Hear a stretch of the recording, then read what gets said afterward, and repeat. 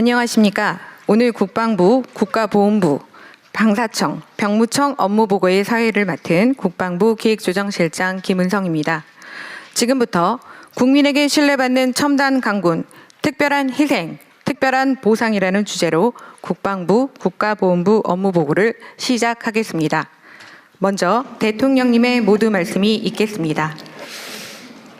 네, 어려운 환경 속에서도 국가의 안전을 지키기 위해서 애쓰시는 우리 장병 여러분, 그리고 국방 공무원 여러분 감사드립니다. 잠시 우리 사회에 혼란이 있긴 했지만 그래도 군이 대체적으로 제자리를 잘 지켜주고 또 국가와 국민에 대한 충성 의무를 제대로 이행해줘서 오늘의 대한민국이 있다는 생각을 합니다. 혼란스러운 점들이 꽤 있긴 하지만 또 이런 과정도 더 나은 미래를 위한 토대가 될 수 있다는 생각으로 새로운 마음으로 또 새롭게 시작하면 좋겠다는 생각을 합니다. 국가 공동체가 존속하기 위해서 가장 중요한 것은 공동체 자체를 보존하는 것입니다.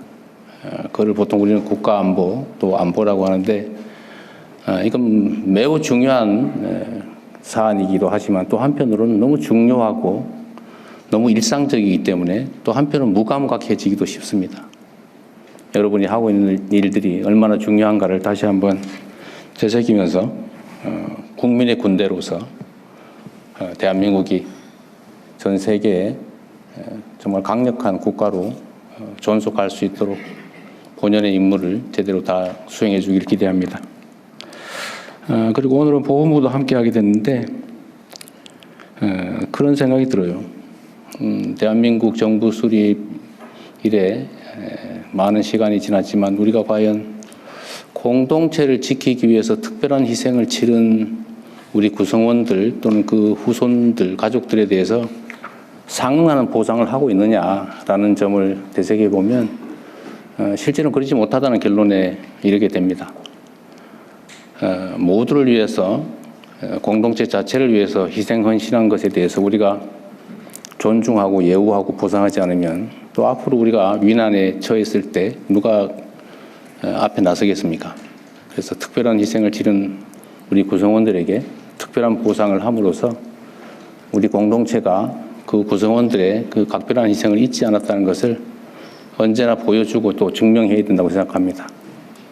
보훈도 매우 중요한 국가 사무라는 점을 생각해서 최선을 다해 주시길 바라고, 또 우리가 이 업무 보고 하다 보면 전 국민이 지켜보고 있다 보니까 스트레스도 꽤 많을 텐데 스트레스 받지 마시고 그냥 있는 대로 편하게 제대로 보고하면 됩니다.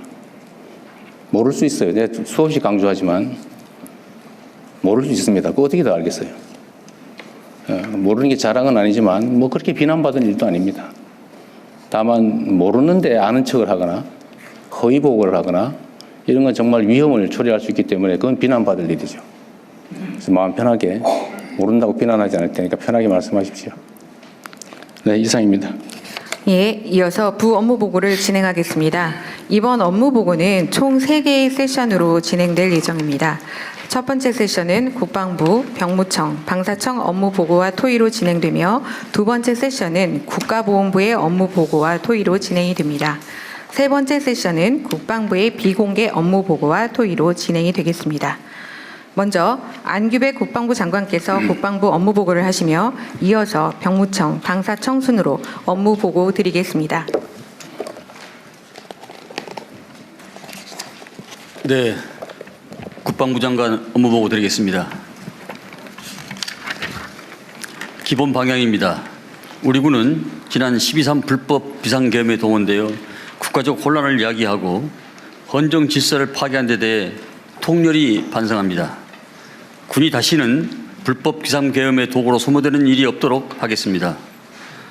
26년도는 국민으로부터 신뢰받는 국민군대 재건을 위하여 본연의 임무에 매진하는 가운데 전방위 국가방위태세를 확립하고 전시작전 통제권 회복, 국방개혁 등 국정과제와 핵심 현안에 있어서 확실한 성과를 달성할 수 있도록 모든 국방 역량을 결집하겠습니다. 국민의 군대를 위한 민주적 제도적 통제를 강화하기 위해 법령, 제도, 교육 체계를 정비하고 특히 119명으로 구성한 특별수사본부와 헌법존중 TF를 중심으로 강도 높은 조사와 수사를 함으로써 신속하게 계획의 성과를 달성하겠습니다. 이어서 10대 중점 과제를 보고드리겠습니다. 먼저 군 제도 개혁과 정보기관 개편을 위해서 개헌법 9개 조항을 개정하고 군 정보기관 개편안을 마련하는 등 이 땅에서 다시는 시대착오적인 불법 계엄 사태가 발생하지 않도록 군에 대한 제도적 통제를 강화하겠습니다.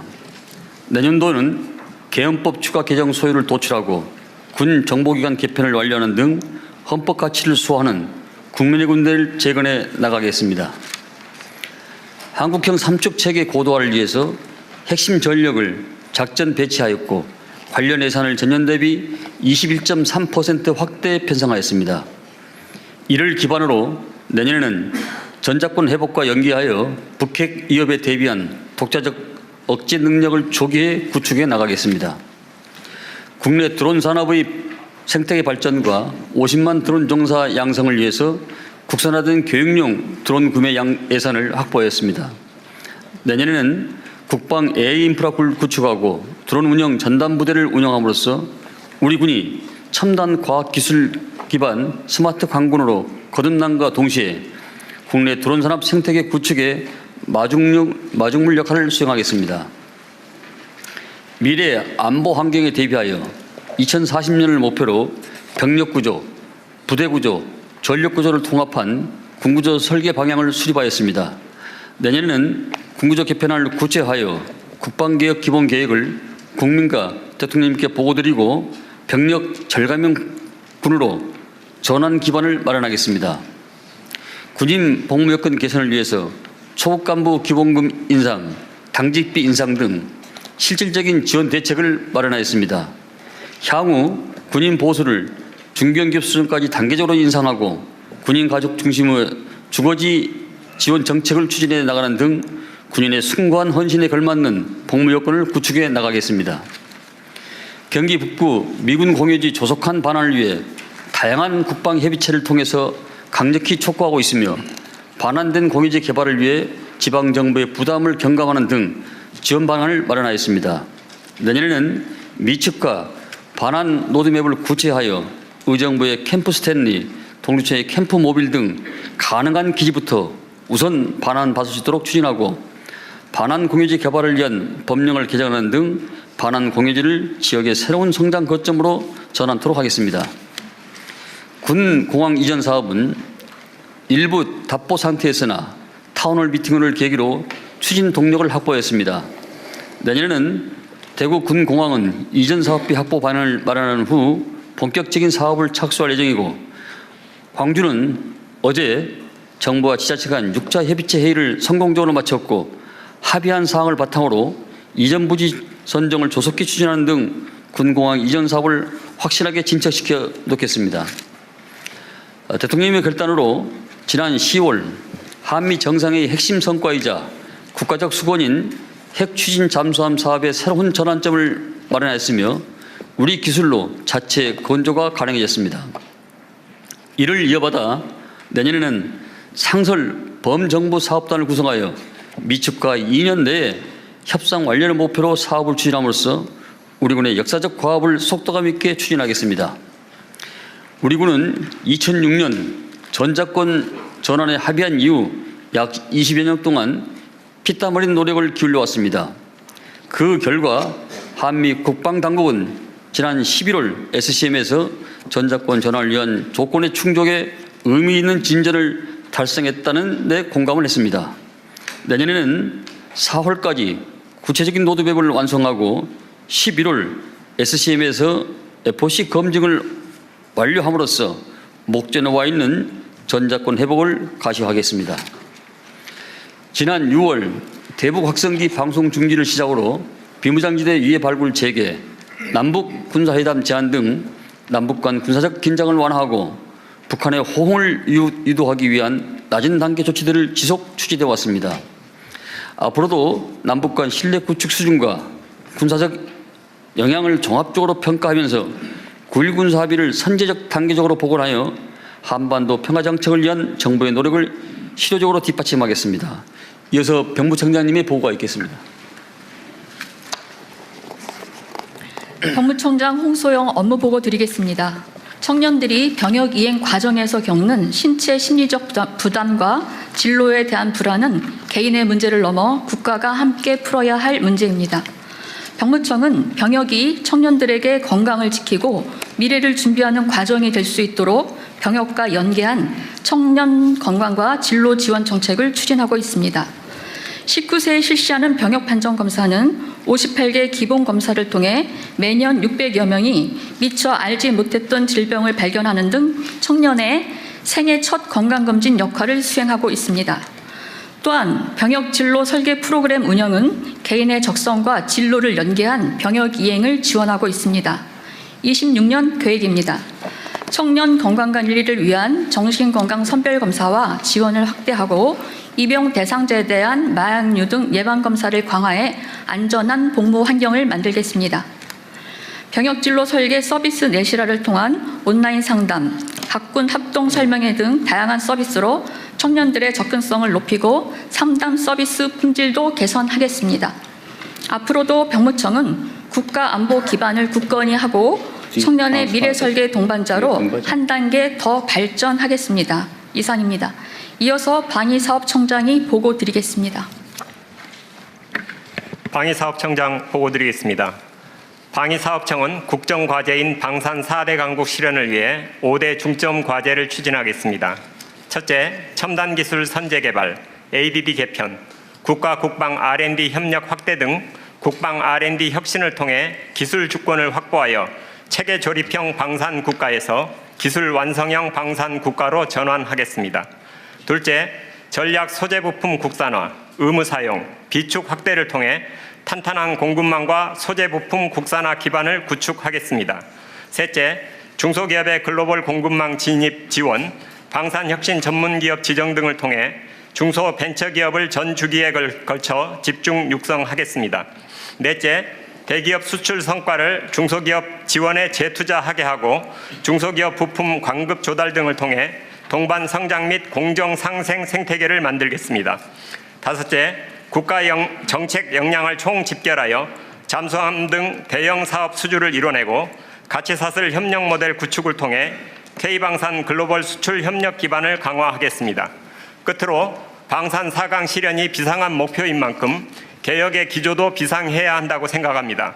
우선 획득 제도는 소요, 사업관리, 시험평가에 이르기까지 전 주기에 걸쳐 신속하고 유연하며 산업적 관점을 포섭할 수 있게 개혁해야 합니다. 국방 R&D 개혁은 수행 주체 간의 편익을 추구하는 담합 구조를 개선하여야 ADD 본연의 사명인 첨단, 빈익, 비익 사업 집중이 가능합니다. 더불어 대통령님께서 말씀하신 방위산업은 첨단 국가 전략 산업이라는 패러다임에 맞는 행정 거버넌스 개편이 필요합니다. 다만 청을 방위산업청으로 개칭한 후 산업통상부 소속으로 변경하는 것은 소요군과의 관계 정립을 어렵게 하는 만큼 대통령님께 국무총리 산하 가칭 국가방위자원 산업처 신설을 건의드립니다. 이어서 토의 시간을 갖도록 하겠습니다. 국방부는 비공개 논의 사항들이 있다는 거죠? 네, 그렇습니다.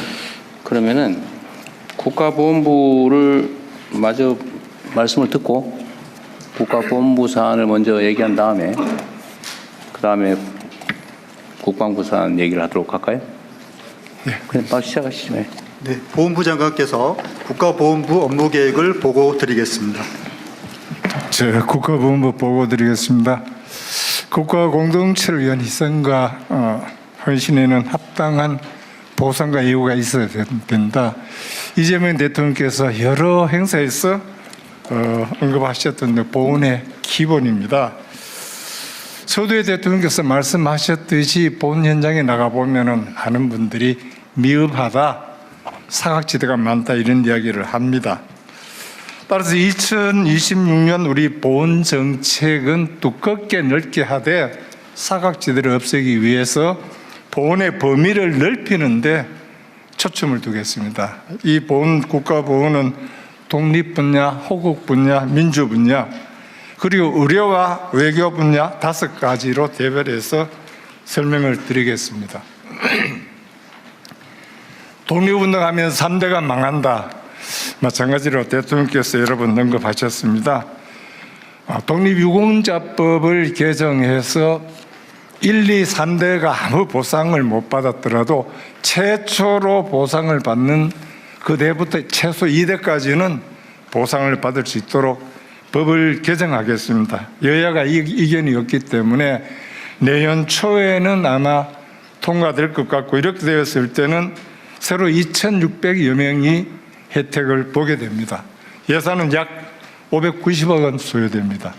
이때 혜택을 보는 분은 4대, 5대에 해당되는 분들이 많습니다.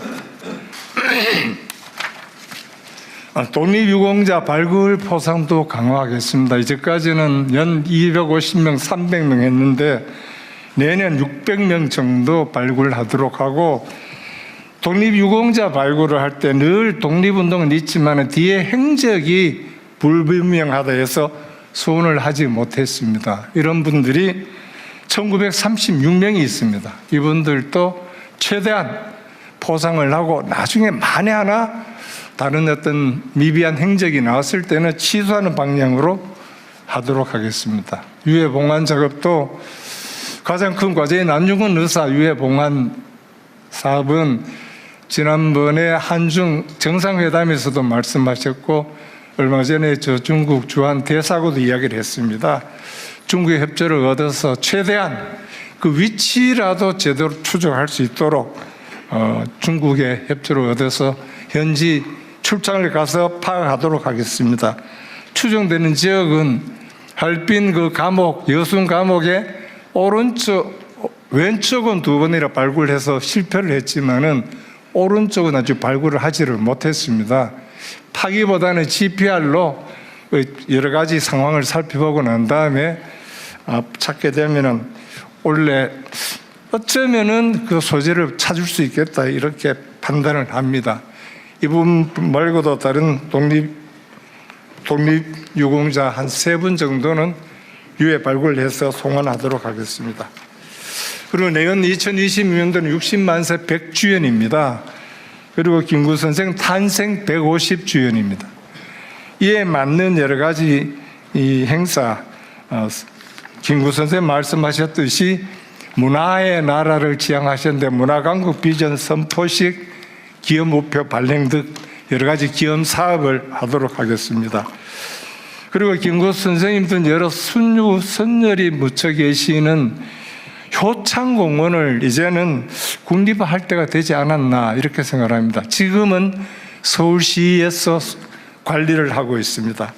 그리고 서대문에는 독립의 전당을 짓고, LA에는 안창호 선생이 활동하셨던 거기에 한 90억을 들어서 리모델링 할 계획을 가지고 있습니다.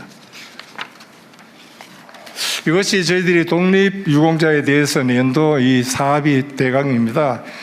그리고 현재 우리 보훈의 가장 큰 영역을 차지하는 호국 분야에 대해서 말씀을 드리겠습니다. 참전 유공자들은 6.25 참전 유공자들은 평균 93세, 현재 계시는 분이 2만 2천여 명 됩니다. 월남 참전자는 79세, 현재 계신 분들이 한 8만여 명이 됩니다. 이분들이 돌아가시게 되면은 현재 받게 되는 월 49만 원 수당도 아무도 혜택이 없습니다. 늘 이분들의 걱정이 내가 죽고 나면은 내 배우자는 어떻게 하느냐 하는 것이 가장 큰 걱정입니다. 이 배우자 혼자 남아 있는 인원이 18만 6천 명입니다. 이분들은 아무런 혜택이 없습니다. 의료 혜택도 없고 수당도 없고, 그래서 이 문제를 한꺼번에 해결하기 좀 어려워서 이번에 법을 좀 개정을 했습니다. 개정을 해서 참전유공자법을 개정해서 내년 3월부터는 80세 이하 중위소득 50% 미만인 배우자에게 월 한 15만 원을 지급합니다. 대상은 1만 7천 명인데 전체 미망인의 9%밖에 되지를 않습니다. 내년에 이렇게 시작을 하고 시간이 가게 되면은 중위소득 50%를 70%로 올리고 연세 80%를 70%로 낮추게 되면은 70세. 약 83,700명, 21,000명 혜택을 보게 되어서 70세. 해주셔야 됩니다. 네, 알았어요. 네, 70%가 아니고 70세. 알겠습니다. 이건 지난번에 국무회의에서도 말씀드렸을 때 대통령께서 형평성 문제를 하셨는데 시간을 가지고 아마 해결해야 될 문제라고 저는 판단을 합니다. 제대 군인은 3년 동안 70세 이상 임금 호복 중위소득 80%? 70%? 중위소득 70%, 현재는 50%로 70세 했습니다. 이상. 예. 이러면 몇 명 됩니까? 네? 이렇게 하면 몇 명이 대상이 돼요? 인원이 70% 하면은 83,000명. 83,700명 정도 됩니다. 그럼 연간 예산이 얼마 정도 들어요? 연간 예산 1,500억입니다. 1,500. 네, 알겠습니다. 이거는 해주시는 걸로. 좀 이따 얘기해 보죠. 군경력은 3년은 좀 더 의무적으로 반영하도록 했는데 공공부문은 현재 81%인데 100% 의무적으로 되고요. 민간은 37.7%인데 여기 한 50%까지는 좀 이런 권장상으로 하면 되지 않겠나 이런 생각을 합니다. 나머지 아무 지금 혜택이 없는 게 북파공작원, 또 특임 공로자는 의료 혜택도 수당도 아무것도 없습니다. 이분들은 현재 한 2,600명 되는데 의료 혜택은 줘야 되지 않겠나 하는 게 저의 판단입니다. 그다음 민주유공자에 대해서 말씀드리겠습니다. 지금 87년 헌정체제는 60항정에 의해서 민주유공자들에 의해서 이루어진 겁니다. 그런데 민주유공자법이 없다는 것은 상당히 좀 늦은 일이 아닌가 이렇게 판단을 합니다. 민주유공자법은 2000년 16대 국회에서 이운평 의원이 처음으로 제출하고 난 다음에 지난 정부에서도 대통령 거부권으로 무산됐습니다. 이번에 다시 민주유공자법을 내었는데 여야가 어느 정도 합의가 되어 가다가 국회 파행이 되어서 패트에 태웠습니다. 한 내년 6월 정도 되면은 민주유공자법이 제정이 되고 그렇게 되면은 전태일, 박종철, 이한일 열사가 유공자로 지정이 될 것 같습니다. 여기는 별도로 돈이 소요되지는 않습니다. 민주보상법에 의해서 이미 다 보상을 했기 때문에 별도 비용은 소요되지 않고요. 단지 의료와 요양, 기업, 사업의 혜택을 보게 되면은 연간 한 20억 정도 이래 들어간다고 판단을 됩니다. 그다음에 현재 현장에 나가면 가장 큰 민원 수요가 의료 보훈 의료입니다. 멀다 가보면은 진료가 안 되는 과목이 많다. 이게 굉장히 많습니다. 이걸 해소하기 위해서 이 점은 대통령께서도 여러 군데서 강조를 하셨습니다. 해결을 하기 위해서 해마다 위탁병원 200개 늘려서 2030년 되면은 위탁병원 한 2,000개로 현재는 1,005개입니다. 2,000개로 늘리고 그다음에 보훈병원이 없는 강원도 제주도에는 준보훈병원을 설치하게 되면은 어느 정도까지는 의료에 대한 수요를 충당하지 않겠나 이렇게 판단을 합니다. 보건복지부 장관도 이런 말씀을 드렸습니다. 2030년 넘으면은 저 유공자 카드만 가면은 모든 병원에 가서 혜택을 받을 수 있도록 좀 그렇게 해주십시오. 그랬을 때 조금 예산 수요에 대해서 고민을 해보자는 이야기를 했습니다. 가장 좋기는 그 유공자 카드만 가지고 어느 병원에 가도 혜택을 받을 수 있도록 하는 게 제일 좋다 이런 말씀을 드립니다. 마지막으로 보훈외교에 대해서 말씀을 드리겠습니다.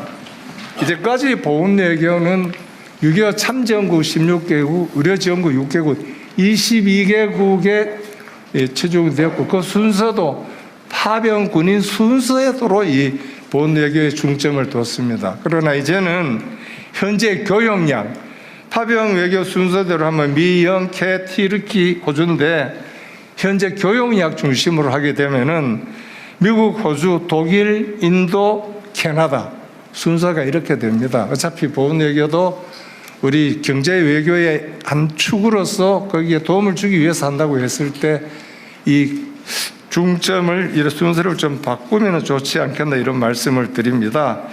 MOU 체결되어 있는 데는 콜롬비아, 필리핀, 태국, 튀르키예 이렇게 되어 있고요.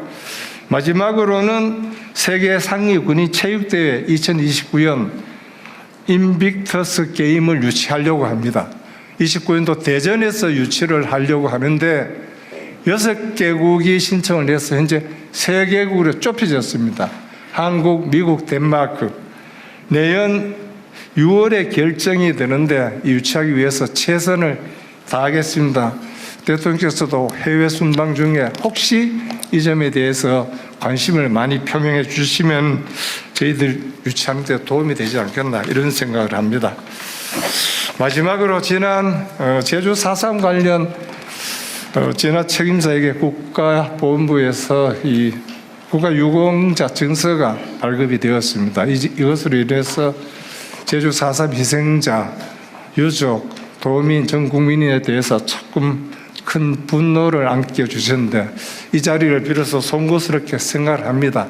결자 해지로 국가보훈부에서 책임지고 절차에 따라서 처리하겠다는 말씀을 드립니다. 이상으로 국가보훈부는 특별한 희생에 특별한 보상을 실현하기 위해서 최선을 다하겠다는 말씀으로 보고를 마치겠습니다. 감사합니다. 네.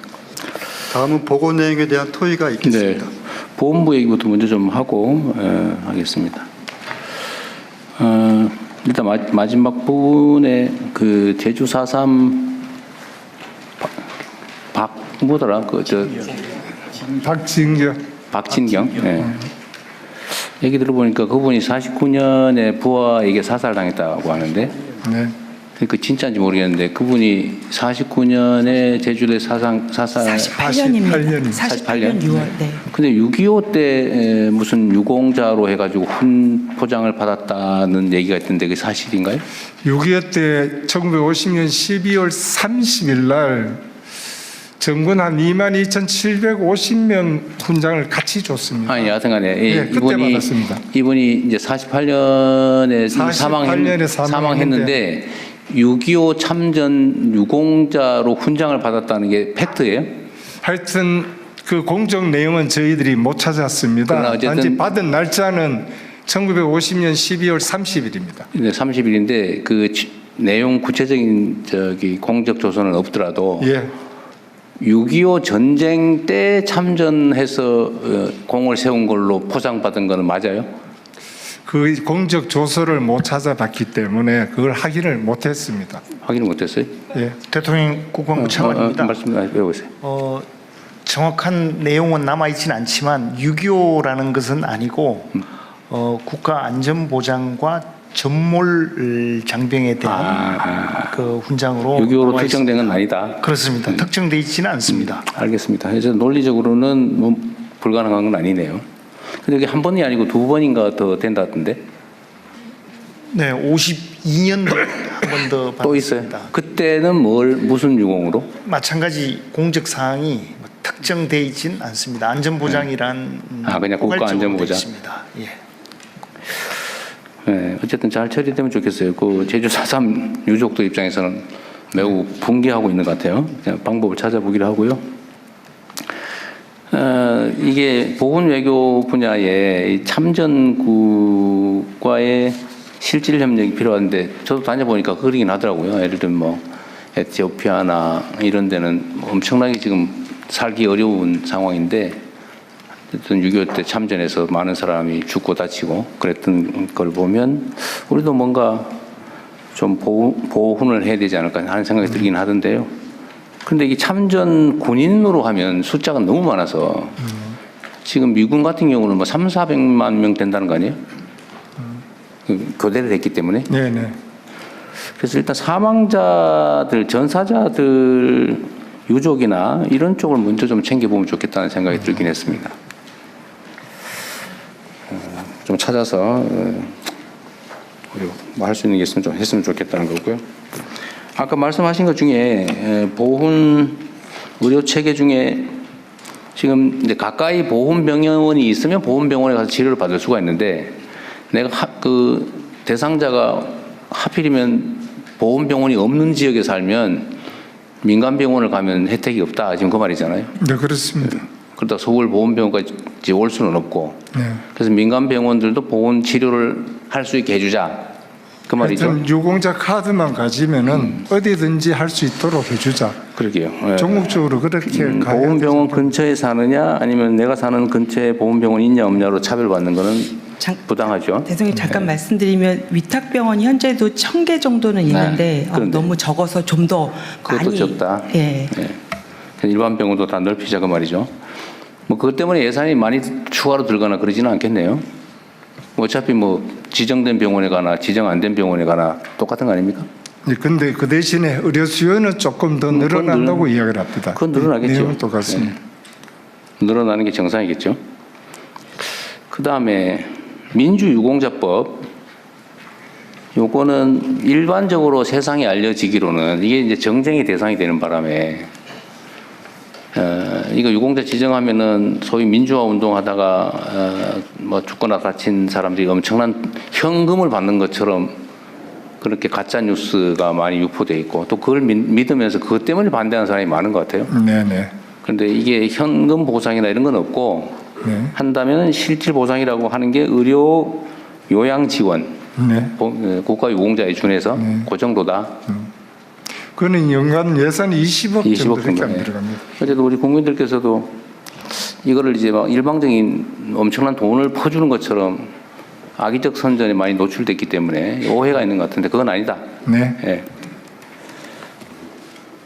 그럼 빨리 해야 되겠네요. 현재 국힘에서도 일단 패턴을 태어났지만은 그렇게 반대를 하질 않습니다. 이 문제에 대해서는 국힘 원하는 조항을 다 빼줬기 때문에 그렇게 반대는 안 근데 합니다. 그 장관님 국힘 그러면 싫어하던데 국민의힘. 네, 알겠습니다. 그리고요, 저 하나 더 좀 물어볼게요. 지금 생계지원금, 참전 유공자 배우자들의 생계지원금 얘기를 하셨는데, 이걸 점진적으로 늘려가는 건 맞는 것 같고요. 예를 들면 국가 재정 역량도 많이 개선될 테니까 늘려가는 건 좋은데, 제가 하나 그냥 저는 언제나 반대로 좀 생각해보는 습관이 있어서 그런데, 어떤 사람이 사망 직전에 그 어떤 사람한테 넘어가가지고 본인 신고하고 다음날 돌아가시고 이러면 어떡합니까? 그래도 하는 걸로? 그래도 줘야 됩니다. 알겠습니다. 그래도 그렇게 하더라도 아마 하자. 노인네들이 연세 드신 노인네들이 조금은 더 이 요양에 조금 도움을 받을 수 있는 그런 분위기도 있을 겁니다. 아마. 근데 이제 악용하는 사례들이 혹시 있을지는 한번 뭐든지 제도를 설계할 때는 뭐 거의 없겠지만 어쨌든 악용하는 사례가 발생하면 제도 자체에 대한 불신이 생기기 때문에 어떤 고민은 조금은 해주시기 바라고요. 그 효창공원 있지 않습니까? 네, 효창 그 공원 앞에 효창 운동장 있죠. 있습니다. 이게 원래 사실은 효창 공원 앞에 나중에 운동장 만든 거죠. 네.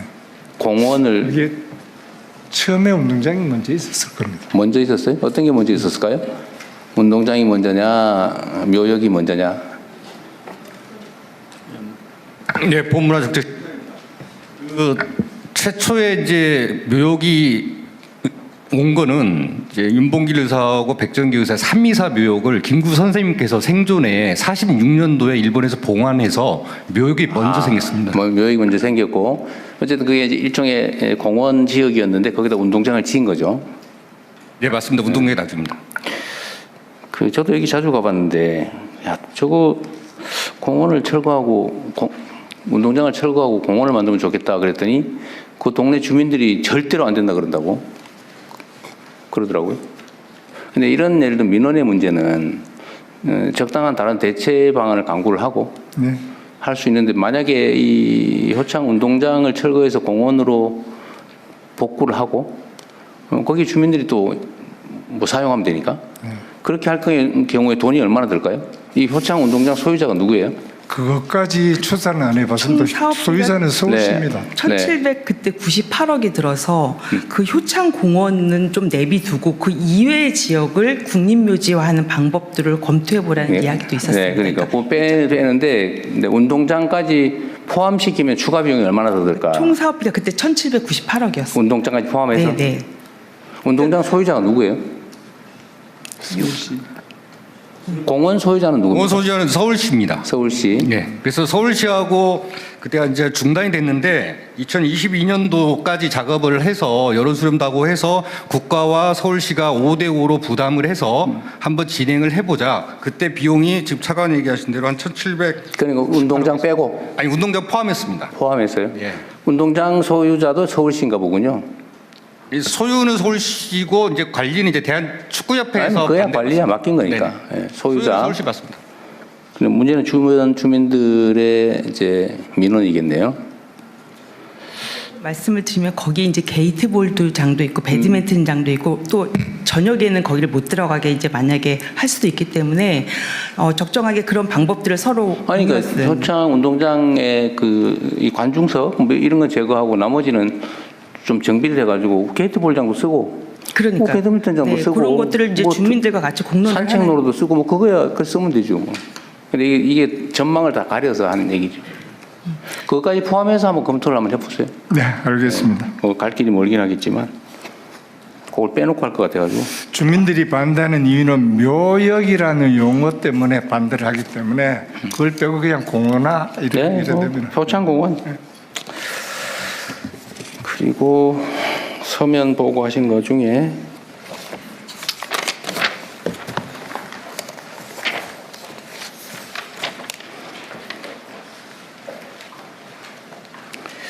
친일재산관리, 친일재산기속법을 다시 제정하자. 이게 이제 보건부의 소관사무인가 보군요. 이 소관은 행안부 소관인데요. 저희 보건부가 많이 관여를 합니다. 그래요? 예. 이것도 좀 법무부 소관입니다. 예. 죄송합니다. 법무부 소관입니다. 이것도 좀 속도감 있게 진행하면 좋겠네요. 유해 발굴 송화는 중국하고 협의가 중요한데 예, 맞습니다. 조만간 중국하고 아마 다시 만나게 될 가능성이 있으니까 이것도 아마 관리하고 있긴 할 텐데 중국 측하고 사전 정상회담 의제로 논의를 좀 미리 하라고 해주시고 비서실에 좀 챙겨주십시오. 네.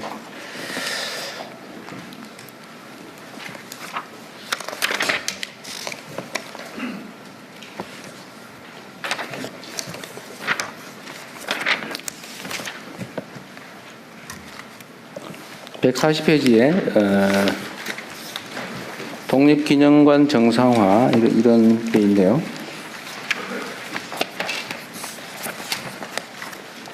독립기념관도 오늘 여기 보고 기관인가요?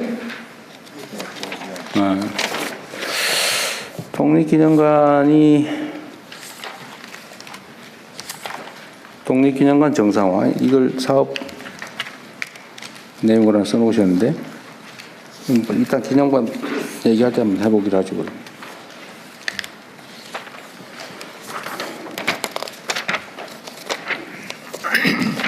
네, 우리 보건부는 우리 장관 이하 우리 보건부 공직자 여러분들이 너무 열심히 잘해주고 계셔서 다행스럽습니다. 보훈복지의료공단은 특별한 의제는 없는 것 같고요. 어쨌든 요건 좀 보훈병원을 관리하는 곳이죠, 여기가? 예, 이사장입니다. 주로 보훈병원, 보훈요양원 등을 관리하고 어디 계세요? 있습니다. 여기 있습니다. 예. 예, 대통령이 말씀하신 것처럼 보훈병원, 보훈요양원을 관리하고 있습니다. 네. 총 몇 개 있다고요? 특광역시에 6개 보훈병원과 8개 요양원 등을 관리하고 있습니다. 여기가 지금 구성원이 7,400명이나 되네요. 여기는 정원은 7,254명인데 현원이 7,470명인데 220명이나 많은 이유는 뭘까요?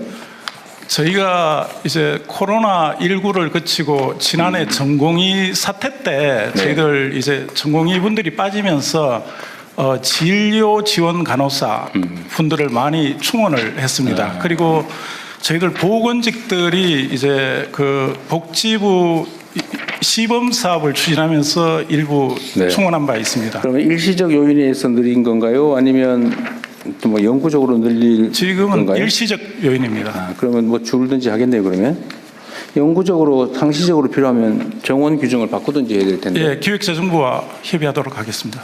아니 뭐 늘리는 걸로 확정하라는 게 아니고 말을 못 하겠더라고요.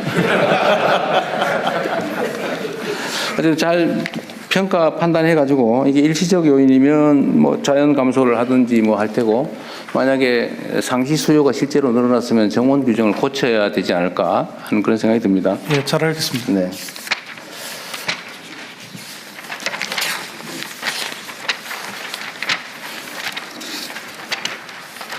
그리고 이거는 좀 오해인지 진짜인지 모르겠는데, 보훈병원이 시설도 너무 낙후하고 서비스 질도 일반 병원보다 많이 떨어진다고 하는 일부의 주장에 대한 의견은 어떻습니까?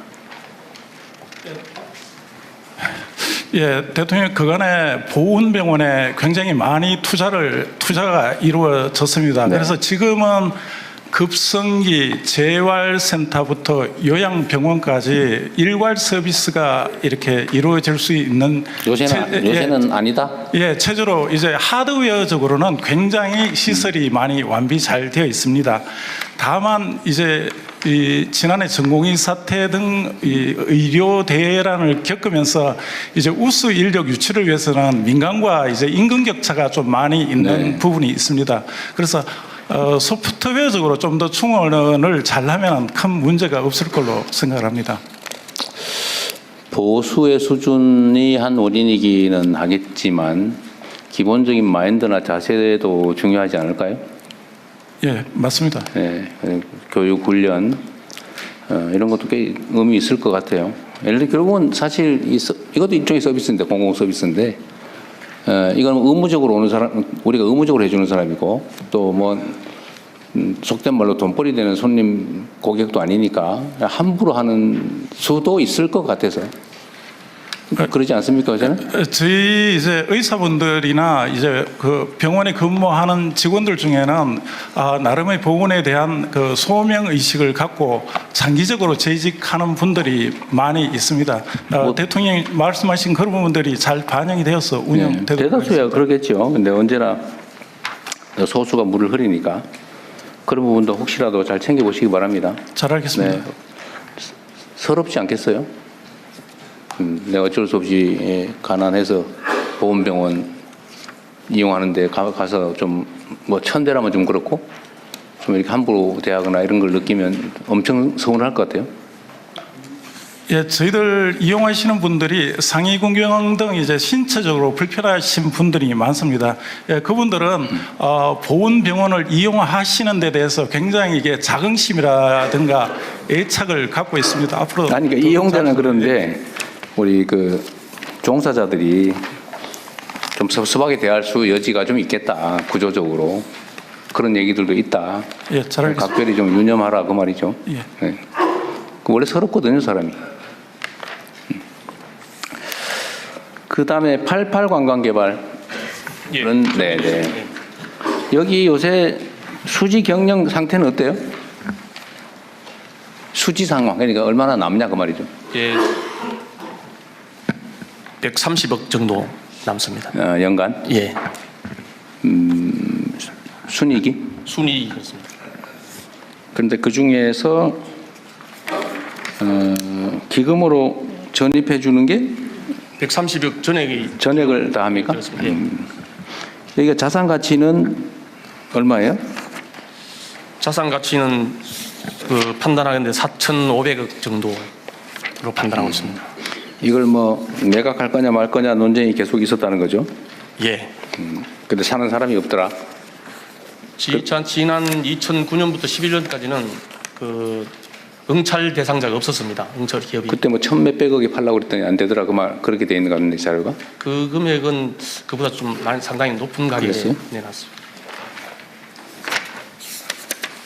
지금 판단은 계속 유지를 하면서 운영 수익으로 기금 적립을 하는 게 훨씬 더 낫다라는 거죠.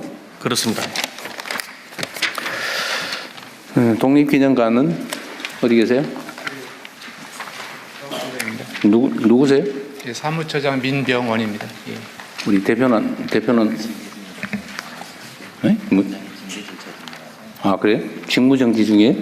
아, 그렇지는 않습니다. 아 그러진 않은데 징계 중이니까 기분 나빠서 못 나오겠다 그런 건가요? 업무정지 중에? 아, 그렇지는 않습니다. 그냥 안 나왔군요. 지금 국가보훈 차관입니다. 감사가 진행 중에 있기 때문에 저희 본부에서 대신 사무처장이 그래요? 나오도록 했습니다. 알겠습니다. 내가 뭘 좀 물어보려고 했는데 독립기념관의 존재 이유가 뭐냐? 독립기념관 왜 존재하는가요? 한번 뭐 대신 오셨으니까 한번 말씀해 보실래요? 네, 투철한 국가간 확립. 마이크 대고 말씀하세요. 예, 우리 독립기념관법에 올바른 국가간 확립이라든가 그다음에 문화의 정체성, 확립의 목적으로 설립이 돼 있고요. 두 번째는 설립 기반 자체가 국민 성금이라는 국민 기반으로 만들었기 때문에 그 존재의 정당성이 있다고 보여집니다. 네. 하여튼 제가 하나 말씀을 드리고 싶은 거는 여기 독립기념관법 1조 설립 목적 이런 게 써놨네요. 184페이지에 독립정신 본질에 집중하는 기념관이 되겠다. 그리고 제가 그래서 독립기념관법 1조를 한번 찾아봤는데 아주 길게 써져 있긴 하던데 민족의 자주와 독립을 지켜온 우리 민족의 국난 극복사를 조사하고 연구하고 전시한다. 그렇게 돼 있어요.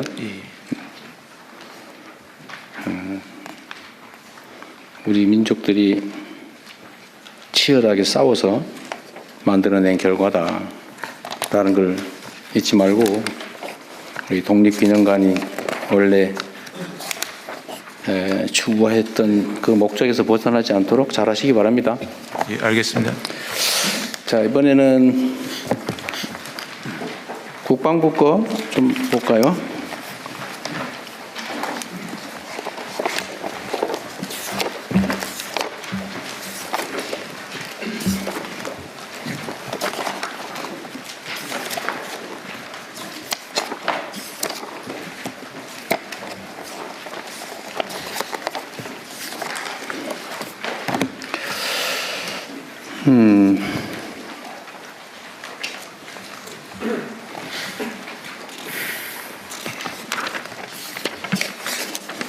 준비를 아주 꼼꼼하게 잘 하셔가지고 특별히 지적할 건 없는데 자 7페이지 한번 볼까요? 7페이지에 준사군 체제로 해병대 개편이라고 하는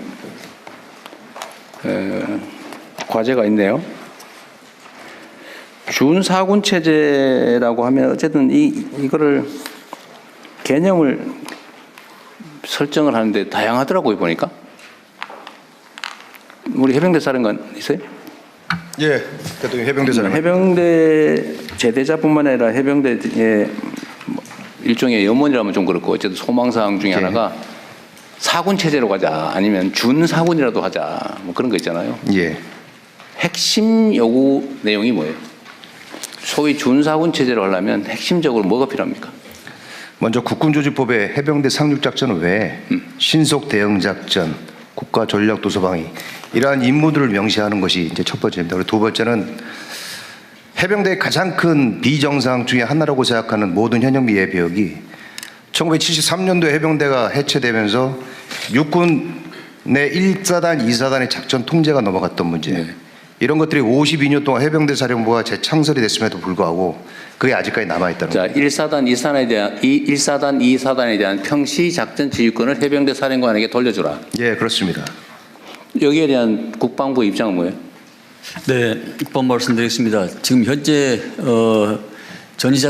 평시작전 통제권은 1사단은 지금 이전이 가능하도록 되어 있습니다.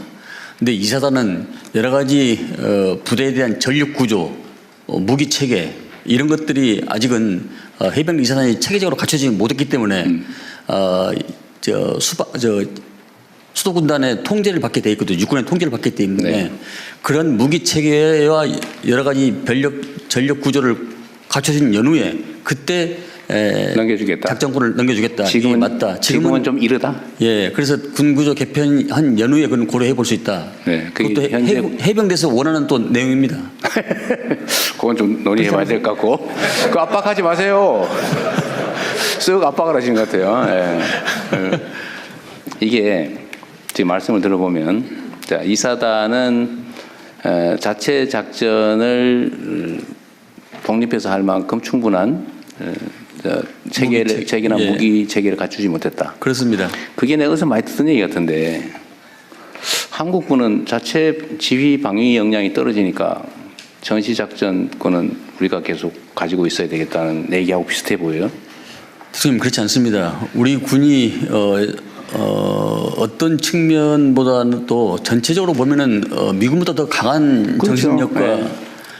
그런 체제로 되어 있기 때문에 세계에서 저는 최강군으로 생각하고 있습니다. 그런데 말은 이유는 그거잖아요.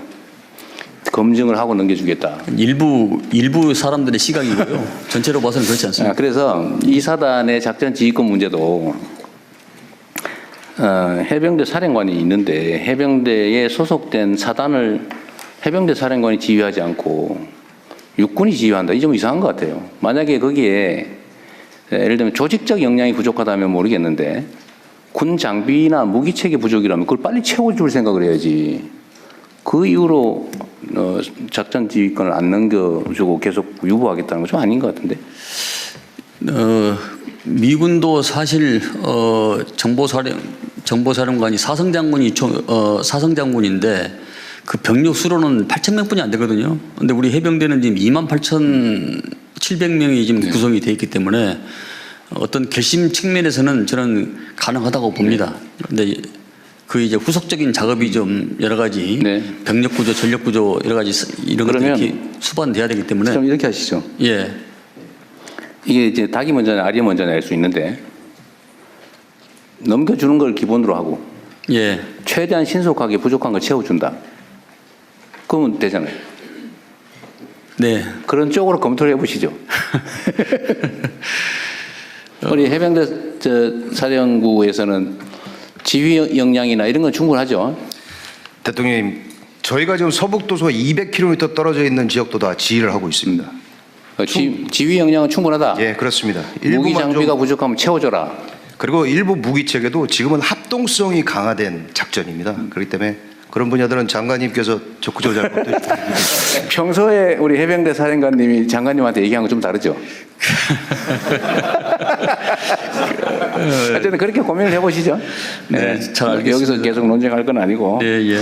또 한 가지는 해병대 그 육군해관, 공군해관 이건 다 있는데 그죠? 해군해관도 있죠. 해병대 해관은 없다면서요? 지금 밀리토피아 바이 마린이라고 해서 거기서 일부 지금 회관은 아니지만 복지 시설을 지금 군인공지에서 받아 쓰고 있습니다. 비슷한 역할을 하지만 해관 자체는 없다. 제가 해병대 해관을 만들어 준다는 게 공약이었던 것 같은데. 그렇습니다. 예. 근데 이거 왜 없어요? 이것도 좀 챙겨봐 주십시오. 알겠습니다. 네. 해병대 역할이 사실은 이거 우리는 삼면이 바다인데 해병대 역할이 매우 중요할 것 같고 그죠? 네, 해병대가 사실 소위가 많이 돼가지고 해군으로부터 재정과 인사권이 독립한 지가 불과 한 7, 8년뿐이 그렇죠? 안 됩니다. 예. 또 한 가지는 이 해병대 전력이 매우 중요하잖아요, 그죠? 예, 그렇습니다. 맨날 그 강한 해안 경비 하고 있다면서요? 예, 일부 많은 병력들이 지금 작전을 이렇게 하고 있습니다. 이 부분에 대해서도 사실은 아까운 병력이 밤새 경비하고 있다는 건 좀 아깝거든요. 그 문제는 고민해 보신 건가요? 해봤습니다. 네, 원래 어떻게 하기로 했어요? 김포 축선의 해강안을 육군한테 맡기고 해병대는 본연의 삼육작전에 그렇죠. 전념하는 그런 방향으로 지금 추진하려고 네, 알겠습니다. 하고 있습니다. 해병대는 다른 준사군 체제와 관련해서 다른 의견 있어요? 추가적으로 한 가지 더 말씀드리겠습니다. 지금 장관님께서 적극 검토해 주고 계신데 3군 균형 편성이라는 법률이 있습니다. 거기에 뭐라고요? 국방개혁에 관한 법률에 3군 균형 편성. 네. 해병대가 국방부나 합참에 장군직이나 대령직이나 이런 것들을 법제화해서 지금 6회공군만 명시가 돼 있습니다. 네. 일정 비율을 반영이 된다면 더욱더 국가와 국민이 원하는 해병대가 될 수 있도록 최선의 노력을 다하겠습니다. 해병대도 승진할 기회를 더 많이 줘라. 그 말이죠? 이게 충분히 해병대 장교들이 그만한 능력을 할 수 있고 또 잘할 수 있다고 저는 사령관에서 믿고 있습니다. 참고하세요. 알겠습니다. 군인 복무 여건 개선은 계속 하고 있는 거죠. 그렇습니다. 네. 그 다음에 뒤에 번에 어디 있는 것 같긴 한데 군사시설 보호구역을 지금 9월 달에 398만 평방미터를 해제했다 그 말이죠. 네. 이걸로 충분한지는 계속 검토하고 있겠죠? 앞으로 더 확대해 나갈 생각을 가지고 네. 있습니다. 그 다음에 8페이지에도 중간쯤에 보면 유무인 복합체계 고도화 군사력 정예 군사력 건설 항목에 있죠.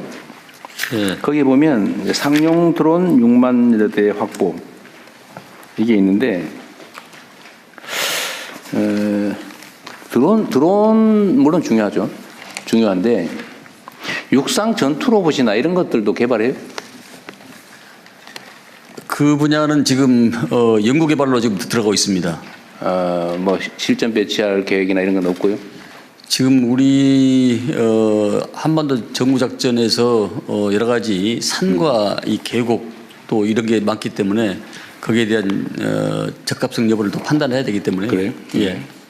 고민은 하고 있다는 거죠. 예. 그 10페이지에 정보기관 개편 항목이 있는데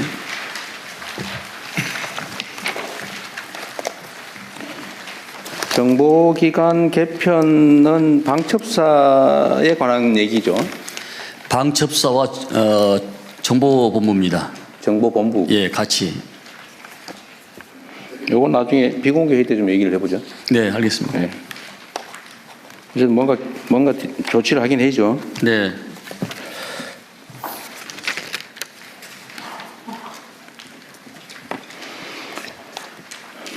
그 다음에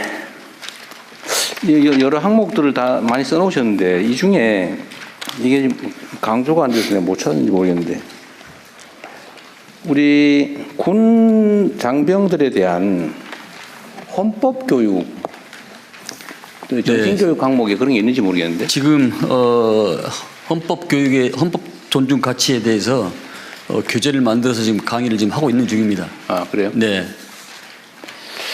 하여튼 이번 내란 사태에서 사실 우리 장병들이 본의 아니게 피해를 많이 입었잖아요.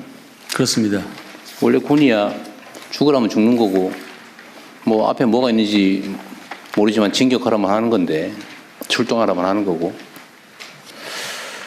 그런데 이게 과연 합헌적인 정당한 명령인지 아닌지를 사실 판단하기 어렵잖아요. 특히 군의 특성상 그렇죠. 그런데 책임은 안 질 수 없잖아요 또.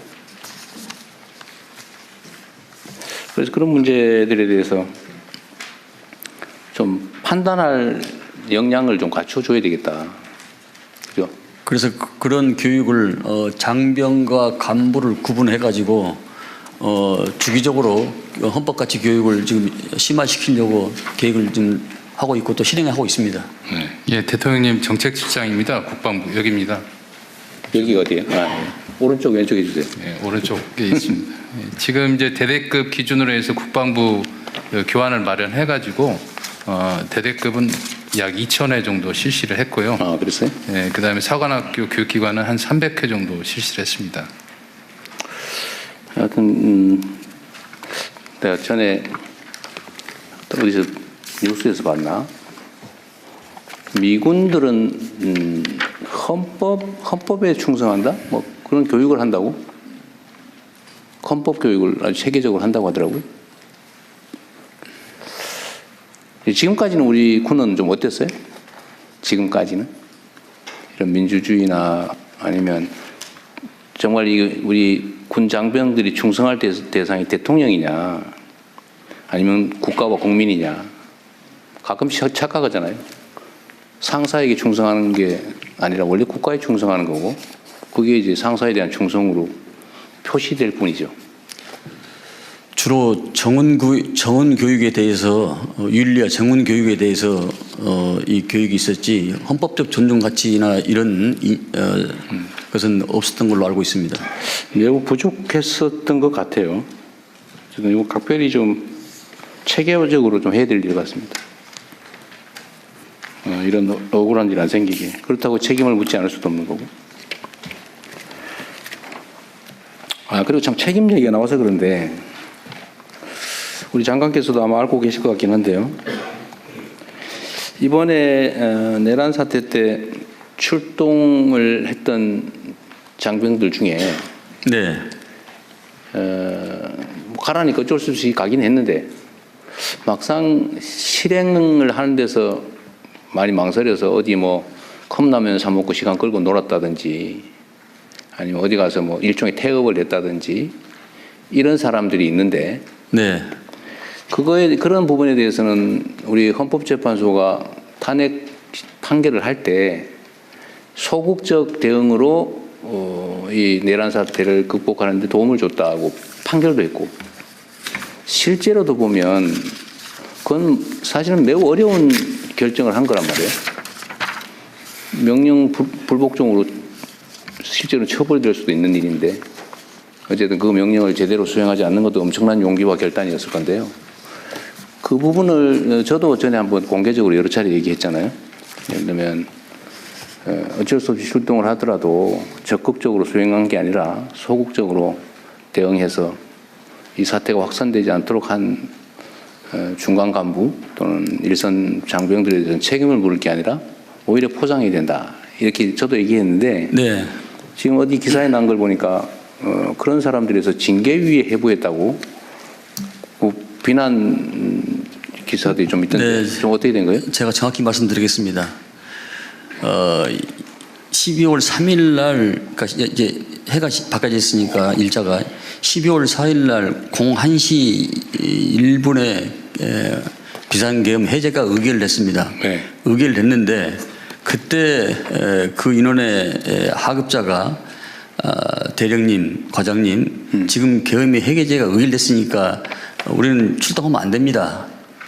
나가시면 안 됩니다. 라고 얘기했다는 겁니다. 이미 해제가 의결된 다음에? 네. 근데 그러면 2차 계엄을 준비로 간 건데, 그래서 가면 안 된다라고 얘기를 했음에도 불구하고, 따라와 가자. 이렇게 해서 갔다는 겁니다. 거기까지 갔다는 겁니다. 이렇게 반은 맞고 반 이상은 틀리는 겁니다. 그래서 그것을 더 주의 깊게 봐야 될 대목이라고 네. 생각을 합니다. 일각에 알려진 내용하고는 약간 좀 다릅니다. 그러면 그건 이제 새로운 팩트인데 제가 모르던 또 우리 국민들께서도 모르는 부분이니까 나중에 잘 설명을 하시고요. 네. 어쨌든 그러나 초기의 명령에 따라서 어쩔 수 없이 갔다가 그런 실행을 안 한 경우는 그런 경우는 아니다 그 말이죠. 그렇습니다. 예. 어쨌든 잘 가르쳐 주시기 바랍니다. 그래서 이 계엄이란 게 다층적, 이중적 이 내포가 많이 있기 때문에 평면적으로만 봐서는 이게 해석이 안 되는 부분이 있습니다. 하여튼 그런 점들을 어쨌든 조사 과정에서 잘 가려서 억울한 사례가 없도록 세심히 살펴주시기 바랍니다. 예.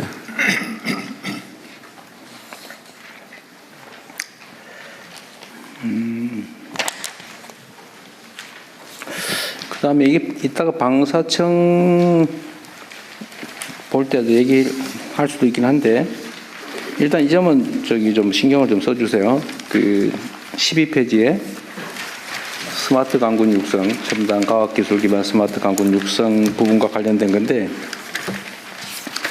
우리가 이제 방위 산업을 대대적으로 육성을 하자. 이제 이거는 우리 경제적인 요인도 있지만 어쨌든 국가 국방력과 관계된 것이기 때문에 매우 중요하지 않습니까? 그래서 방위산업 분야의 연구개발뿐만 아니라 무기 조달 체계 등등에서 엄청난 구매 요소가 있는데 네. 여기에 그 진입 장벽에 대한 호소를 많이 해요. 네. 예를 들면 기존에 있던 대규모 방산업체나 이미 이제 거래를 하고 있는 방위 관련된 업체 외에 신규로 진입하기가 너무 어렵다. 네. 라는 지적들에 대해서 충분히 지금 고민하고 대안을 만들고 있겠죠. 네, 공감을 하고 있습니다. 네. 네. 그리고 앞으로는 아마 뭐 전투기 저 장갑차, 탱크, 뭐 자주포 뭐 이런 대형 무기 체계 말고 네. 이제는 기술 기반의 첨단 무기, 소형 무기들이 많이 나올 거 아니에요. 그렇습니다. 이런 거는 사실 기존에 있던 대형 방산업체들이 쉽게 할 수 있는 영역은 아닌 것 같아요. 네, 그래서 대통령님 지난번에 말씀 저희들한테 네. 했다시피 이게 광급 제도를 좀 더 제도적으로 확대를 시키면은 그 진입 장벽이 더 낮아집니다. 그건 의무적으로 해야 되기 때문에 대기업에서 그래서 이것을 제도적으로 좀 정착시켜 나가려고 하고 있습니다. 네, 그것도 좋은 생각이네요. 네. 자재, 그러니까 중간재를 조달 구매를 해서 제공을 하거나 아니면 아예 구매를 의무적으로. 조건으로 그렇습니다. 만들어서. 그리고 그거 할 때 가급적 국내 기술 또는 국내 기업들에게 뭐 우선권을 주거나 하는 것도 당연히 하고 있겠죠. 기술력이 있어도 그 기술력이 사장되는 경우가 많고 아니면 그 국산화 대신에 외국에서 쉽게 사서 쓰는 이런 대기업들이 많기 때문에 광급으로 지정하면 그렇게 할 수가 없습니다. 그래서 그 제도를 더 확대 생산해 나가려고 하고 있습니다. 어쨌든 뭐 다양한 방법도 있을 텐데 어떤 진입 장벽이 최소화될 수 있도록 또 어떤 신생업체, 벤처나 스타트업들이 기회를 가질 수 있게 각별히 배려를 해 주시기 바랍니다. 알겠습니다. 네. 어쨌든 우리나라는 이제는 고용보다는 창업이 더 중요한 나라로 변화돼 가고 있기 때문에 그런 기회를 많이 줘야죠. 네. 네. 자, 경기 북부 지역을 포함한 미군 공여지, 미군 기지 부지죠. 미군 기지 부지에 대해서는 이게 잘 진척이 안 되는 측면이 있습니다. 첫째로는 돌려주기라고, 그러니까 평택에 우리가 엄청난 돈을 들여서 그 기지를 지어서 미군에게 제공했잖아요. 네. 그쪽으로 모으는 조건으로. 네. 그런데 경기 북부에 가보면 여전히 특별한 내가 보기엔 납득하기 어려운 무슨 주유 기지가 필요하다 그러거나 아니면 무슨 식품 창고 운영한다고 여전히 안 돌려주고 있는 그것도 한 10년 넘은 것 같아요. 지금 그런 미반환, 그러니까 반환하기로 해놓고 안 하는 거, 요거 처리도 첫째 문제고, 두 번째는 이제 국가가 돌려받긴 했는데 이걸 개발을 못하고 팔리지도 않고 그래서 십수년간 계속 방치되어 있는 걸 어떻게 개발을 활성화할 거냐, 이 두 가지 주제가 있잖아요. 그렇습니다. 계속 반복적으로 얘기하고 있는데 어쨌든 이 약속하고 지금 반환하지 않고 지체하고 있는 거, 이 문제는 어떻게 하실 생각인가요? 지금 먼저 쉬운 문제부터 지금 가능한 것부터 지금 해결하려고 합니다. 내년에. 그러니까 캠프 스탠리 의정부에 있는 거, 동시에 있는 거 캠프 모빌, 이 두 군데는 내년에 적극적으로 추진해서 우리 대한민국 쪽으로 가지고 오는 그런 이전을 할 생각을 가지고 있습니다. 나머지는 여러 가지 그 무기 체계나 또 다른 것의 그 대화력전이나 이런 부분들은 미측과 더 협의를 해야 되는 부분이고요. 대전제가 캠프 스탠리하고 모빌 이 두 군데는 우리 쪽으로 대한민국 쪽으로 이게 이전이 가능하기 때문에 이 두 문제부터 먼저 해결하고 그렇게 하려고 생각하고 있고, 또 그 땅 문제는 일반 기업이 지금 부동산 경기가 별로 좋지 않아서 일반 기업에서 이것을 눈독을 들이지 않고 있습니다. 그래서 장기적으로 지자체에서 지방 정부에서 이것을 우선적으로 관리를 할 수 있도록 뭐 예컨대 50년 플러스 50년 해가지고 또 정부에서 융자 지원도 해주고 공시지가 기준으로 약 1%의 이자만 내고 그러면은 우선적으로 약 100년 동안 사용하게 할 수 있는 이런 방안을 지금 모색하고 있습니다. 저번에 우리 이제 북부 타운홀 미팅 갔을 때 얘기를 좀 하긴 했는데 그렇습니다. 그 후에 제가 얘기를 들어보니까 일단 이 정부가 이미 반환받아 가지고 있는데 지금 활용을 못 하고 있는 경우에 이제 두 가지가 있는 것 같아요. 첫째로는 지방 정부가 이걸 뭐 도로 뭐 아니면 뭐 공원 뭐 이런 공공용지로 쓰려고 할 때도 나름 깎아준다고 깎아줬는데 80% 70%인가 내게 돼 있는 거를 70%가 지원해주고 30%를 지방정부가 내게 돼 있는 걸 이번에는 인심 써서 20%만 내고 80% 깎아주는 걸로 결정했잖아요. 예. 근데 그러고 난 다음에도 저한테 들어온 얘기는 뭐냐면 그 20%를 꼭 받아야 되겠냐. 공공용지인데. 개발해서 쓰려는 게 아니고 그 동네에 도로 뭐 공원 이런 공공시설 용지로 쓰는데 굳이 돈을 받아야 되겠냐. 정부가 공짜로 해주지는 못할 망정. 이 주장에 대해서는 어떻게 생각하세요? 네, 사용자인 시민의 입장에서 봐서는 정부나 지자체가 똑같은 것으로 보여지기 때문에 네. 그것이 일견 타당하다고 보는데 그것이 어떤 측면에서는 지자체의 그 해이한 거 뭐 이런 측면이 있을 수 있겠다 이런 판단이 있습니다. 근데 저는 반대인데요. 왜냐하면 정부가 예. 어디 특정 지역을 개발을 하면 예. 정부에서 그 도서관 부지도 도서관도 지어주고 공공시설 지어서 도로 지어서 다 그냥 무상 기속시키잖아요. 기부치 나가잖아요. 그렇습니다. 예. 그 공공시설인데 그걸 꼭 땅값을 20%는 받아야 되겠냐. 한 5%만 받고 해주면 안 되겠냐. 근데 이제 그렇게 되면은 그에 따른 여러 가지 철도 부지에 관련된 땅도 아마 여러 가지 법 개정도 같이 동시에 아마 이루어질 겁니다. 그 비슷한 땅들이 전국에 산재해 있기 때문에 미군기지 문제만 하면 되죠. 왜냐하면 미군기지만 특별법으로 왜냐하면 미군기지는 그 동네에 수십 년 동안 그 지역을 장악을 해가지고 점유를 해가지고 동네 발전을 가로막아 왔잖아요. 피해를 봤잖아요. 공짜로 달라는 게 아니고 지금까지 정말 특별한 희생을 엄청나게 오랫동안 치렀는데 그거를 굳이 꼭 그렇게 20%든 꼭 받아야 되겠냐. 인심 쓰는 김에 좀 더 깎아주라. 라는 게 저는 약간 공감이 가거든요. 그거 한번 좀 더 고민해 주시고요. 네, 알겠습니다. 네. 두 번째로는 임대와 그 매각대금 할부. 예. 할부는 상당히 괜찮은 조건이긴 하던데 예. 여전히 별로 뭐 그렇게 뭐 해보겠다는 데가 없는 것 같죠. 아직까지는 지금 반응이 별로 없죠. 뭐 저요저요 손든 사람은 손든 지자체는 없습니다. 이것도 지방 정부에 팔 생각만 하지 말고 SPC를 만들든지 정부가 좀 나서서 위험 부담을 하고 좀 개발해 보면 안 될까? 그 고민도 한번 해봐 주세요. 네. 그거 가지고 있으면 뭐 하겠어요? 지금 10수년 이미 가지고 있으면서 아무것도 못 했잖아요. 그렇습니다. 네. 고민을 좀 해주세요. 좀 더 전향적으로. 접어서. 제가 경기 북부 도지사 출신 아닙니까? 네? 잘 알겠습니다. 그리고요, 다 국방부 얘기는 다 했습니다. 다 했고. 그다음에 소속 기관들 잠깐 볼게요. 국방전직교육원은 전직을 지원하는 곳인가 봐요. 네. 네. 네, 국방전직교원장입니다. 네. 맞습니다. 열심히 해주세요. 네, 알겠습니다. 전쟁기념사업회는 어디 있어요? 네. 여기는 전쟁기념관 관리하나요? 네.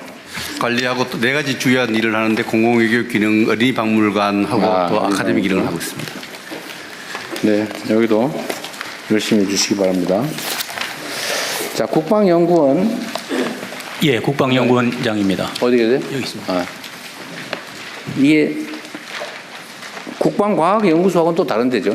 예, 그렇습니다. 일반 국방정책 연구하는데요? 그렇습니다.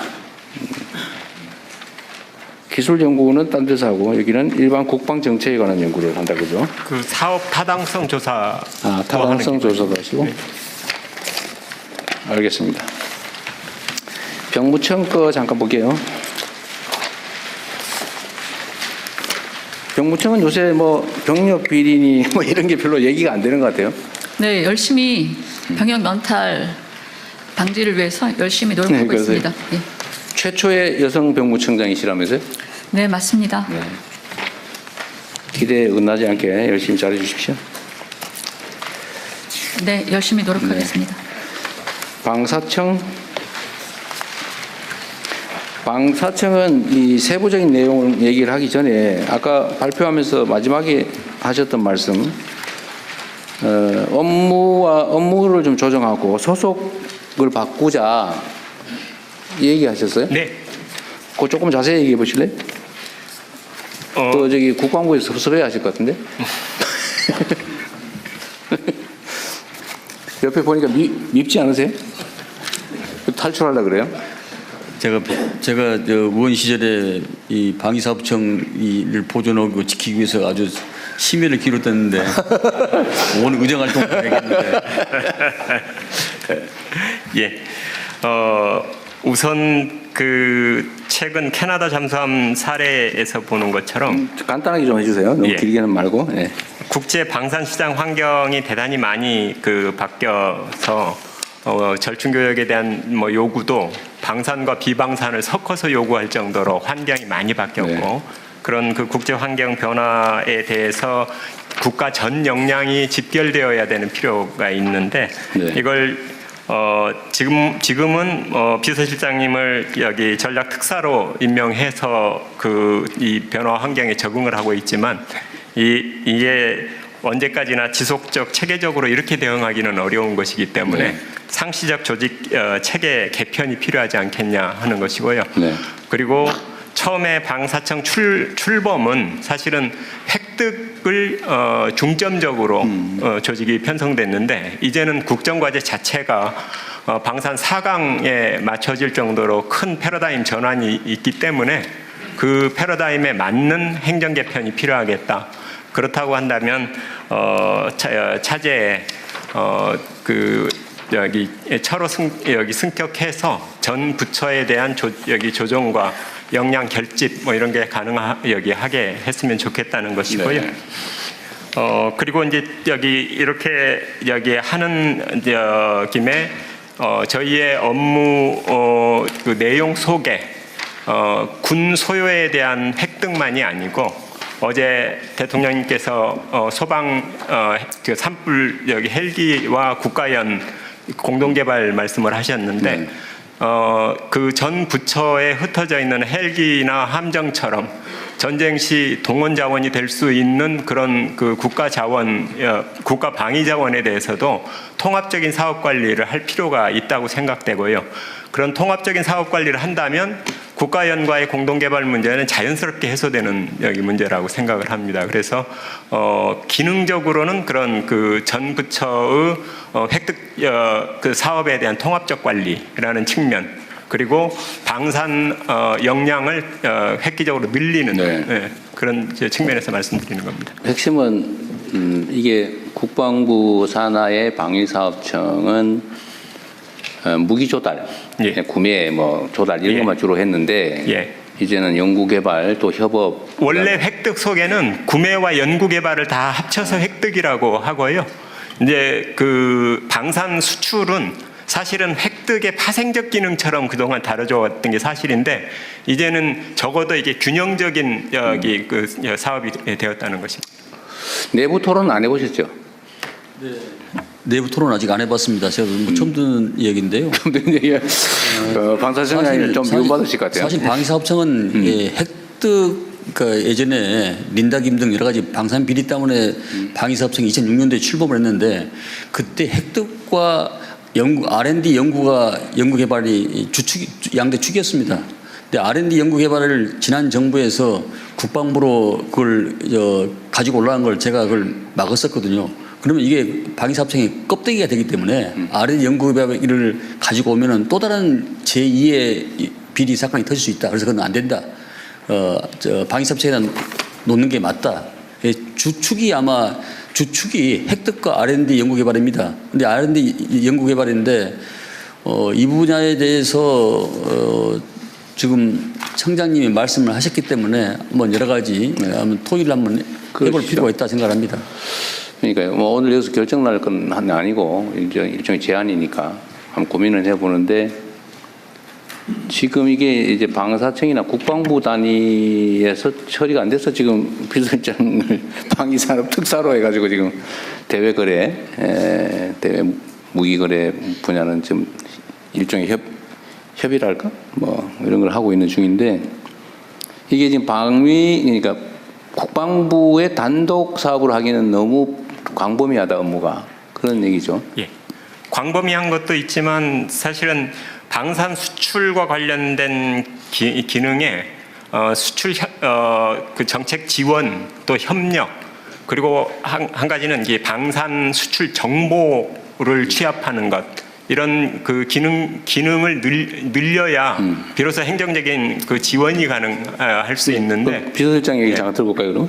네, 뭐 지금 이제 예전에 방위산업은 무기를 사고 팔던 요 단순한 관계에서 이제 국제시장이 엄청 많은 비용을 들여서 우리가 무기를 판매하려고 하고 있는데 반대급부로서 경제적 지원이라든지 산업 수출이라든지 이렇게 복합적으로 논의되고 있는 게 사실입니다. 그래서 그런 부분에 여러 가지 환경이 좀 달라지기 때문에 국방부 장관님과도 충분히 좀 논의해서 향후에 좀 고민해 볼 필요가 있다고 생각합니다. 그러니까 저도 이번에 이제 순방을 다니면서 정상들과 얘기를 좀 해보면 사실 방위 분야에 대한 관심들이 상당히 높고 특히 대한민국 무기 체계에 대한 선호도가 엄청 높아요. 대신에 단순 구매는 안 한다. 뭐 대체적으로 당연히 현지 생산해라, 대응 구매해라. 또 주변 국가와의 외교적 관계는 어떻게 되냐. 예를 들면 뭐 사거리 문제는 어떻게 해결할 거냐 등등 매우 복합적이더라고 보니까 만들어 파는 정도가 아니고 하여튼 외교부 그다음에 산업부 왜냐하면 그쪽이 현지 뭐 산업 기술 지원을 해줘야 되기 때문에 하여튼 그런 복합적인 요소가 있긴 한 것 같아요. 그렇습니다. 예. 그래서 하나의 무기 체계를 어떤 부처가 혼자 할 수 있는 시대는 아니고 유관 부처가 시스템으로 유기적으로 이렇게 움직여야 됩니다. 예컨대 만약에 청장님이 한 생각대로 된다 하더라도 각 정부의 각국에 나가 있는 무관들의 여러 가지 정보 첩보를 그게 집약하지 않으면은 이게 생산할 수가 없는 그런 부분도 있기 때문에 여러 가지 다부처가 같이 해야 될 사항이라고 생각합니다. 논의를 한번 해보십시오. 그러니까 지금 방사청의 업무가 지금 재편돼야 된다고 얘기하시는 거죠? 그렇습니다. 그죠? 예. 그 실제 지금 장관님 말씀에 뭐 깊이 공감하고요. 그 뭐 무관 정보 뭐 이런 것들도 같이 공유해야 된다고 생각을 하는데 중요한 건 제가 청장으로 와서 보니까 방산진흥본부를 만들자고 하는 제안을 했는데 결과가 직원 2명 늘려주는 걸로 끝났습니다. 그 이런 뭐 방산진흥본부가 왜 필요하냐? 그러니까 그 근본적으로 이 틀 자체를 크게 생각하지 않으면 공무원 증언해달라는 식의 요구처럼 듣습니다. 그런데 이건 그 조직 전체 측면에서의 기능적 보강이고 부처 간의 다부처 간의 협업을 어떻게 끌어내느냐, 그걸 어떻게 조정하느냐 그 차원에서 문제를 봐야 된다는 겁니다. 이 문제는 뭐 이 정도 하고요. 비서실장께서 사실 실제 총괄이니까 나중에 한번 국방부하고 같이 한번 의논을 해보시죠. 네, 알겠습니다. 네. 그리고 이제 세부적인 내용 중에 사람들은 아까 우리 장관님께서 말씀하신 것처럼 무기 조달 그러면 딱 떠오르는 사람 있죠. 무슨 김이라고. 근데 그처럼 부정부패에 노출될 위험이 높죠. 요즘 많이 투명화되긴 했는데. 네. 근데 이 문제에 대해서 부정부패 문제나 불공정 문제에 대한 대응책이랄까? 뭐 이런 거는 지금 언급이 잘 안 되고 있는 것 같은데 어떠세요? 사실은 방산 비리 그러면 예전에는 상층 부패였습니다. 네. 부패의 수준이 적어도 장관급 이상의 부패, 지금은 하급 공무원의 부패 수준 정도이지 적어도 그 고위공무원 수준의 부패는 거의 없다고 보면 됩니다. 예. 체계적으로 많이 개선이 됐다. 오히려 뭐 저희 청에 검찰 쪽에 파견도 있고 감사관도 있고 이렇게 중층적으로 보고 있습니다. 이게 사실 옛날도 아닌데 얼마 전까지 그 무슨 구조함을 만드는데 소나가 없는 구조함 만들었다. 그거 아세요? 그런 얘기도 안 있었고? 6년 됐습니다. 10년 됐어요? 네. 그 다음에 헬기 개발을 했는데 헬기가 갔다 오니 뭐 이게 주행거리라고 그럽니까? 이게 비행거리? 이게 너무 짧아가지고 전투를 할 수가 없다고. 갔다가 되돌아올 수가 없다고. 그때 옛날 그런 헬기도 모르세요? 지금은 오히려 절차가 굉장히 엄격하다 보니까 그 엄격한 절차 때문에 사업이 장기화되는 게 거꾸로 문제입니다. 그게 문제. 예. 요즘은 어쨌든 이게 뭐 날지 못하는 비행기라든지 이런 건 없나 봐요. 지금은 그런 없습니다. 제가 그 제도 개선 사항으로 사업 타당성 조사 관련한 네. 면제 기준을 좀 상향해야 된다는 걸 그 제도 개선 사항으로 여러 번 말씀드리는데요. 여기 사업 이제 사타라고 줄이는데요. 사타를 면제하는 기준을 예타 기준을 그대로 차용해 왔습니다. 그런데 이 방위 사업의 규모 자체가 원체 커서 예타의 경우에는 그 기준인 500억에 해당하는 것이 이거 보는 분들도 이해할 수 있게 사전 타당성 조사, 예비 타당성 조사, 사업 타당성 조사. 여기 저 방위력 개선 사업에 대해서는 사업 타당성 조사라고 그러고요. 일반 건설 이런 등등 시설 이런 그 사업의 경우에는 여기 예비 타당성 조사라고 합니다. 근데 같은 500억을 가지고도 예타의 경우에는 그 면제가 거의 60% 이상입니다. 그런데 사타의 경우에 있어서의 면제 기준을 그대로 적용하면 겨우 3%입니다. 네. 그러니까 이제 이거에 의해서도 굉장히 그 사업이 많이 지체되고 있는 현실입니다. 조달 관련된 무기 획득 절차와 시간이 너무 복잡하고 길다는 얘기는 있긴 해요. 예. 이미 요즘은 과학기술 발전 속도가 너무 빠른데 그 이제 승인 날 때쯤 되면 이미 구기종 되어버리는 그런 문제도 좀 개선책을 만들어야 될 것 같습니다. 알겠습니다. 어쨌든 아까 무기 산업 관련해서는 어쨌든 국내 기업들, 중소기업들, 벤처기업이나 스타트업들에게 기회를 많이 주자라는 거는 좀 각별히 신경 써주시고요. 어쨌든 뭐 많이 없어졌다고는 하지만 여전히 국민들 사이에는 이런 의심이 있기 때문에 부패와 불공정 문제가 제기되지 않도록 엄격하게 잘 관리하시기 바랍니다. 알겠습니다.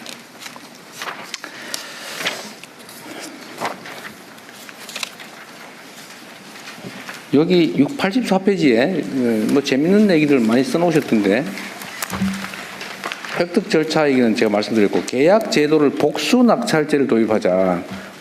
이게 어떤 거예요? 단수로 한 기업만 하지 말고 할 때 두 개를 동시에 하자 그런 얘기예요? 원래 복수 사업자가 있으면 경쟁 입찰을 하는 게 원칙인데 지금까지 그렇죠. 예. 그런데 복수 사업자 이 여기 그 사업 업체가 품목별로 거의 한정적인 구조고 대체로는 과점 구조입니다. 딱 한 군데만 찍어서요? 한 군데만 찍는 게 아니라 대체로는 어떤 체계별로 두 개 기업이 치열하게 경쟁을 하는데 이게 과당 경쟁에 여기 폐해가 많아서 경쟁의 공정성을 취하자는 것이 거꾸로 성능이나 뭐 이렇게 국익 측면에서 오히려 부정적 효과를 내는 경우들이 많아서 차라리 그런 경우에 복수 낙찰을 통해서 서로의 그걸 좀 조정해가는 방식으로 그런 양면이 있는 것 같아요. 이제 경쟁을 통해서 얻는 이익 또는 경쟁을 통해서 얻게 된 불이익 있는데 복수 낙찰제도 역시 마찬가지로 그런 이익도 있지만 또 한편으로는 담합을 경쟁을 배제하는 그런 문제도 있겠죠. 그건 이제 저희가 입찰 제안서를 어떻게 기준을 잘 세우느냐에 따라서 상당한 정도는 걸러낼 수 있습니다. 그렇죠. 단수 낙찰이냐 복수 낙찰이냐 어떤 게 절대적으로 옳다고는 할 수 없고. 그렇습니다. 그 장단점을 잘 살려서 적절하게 선택하면 되겠죠. 네.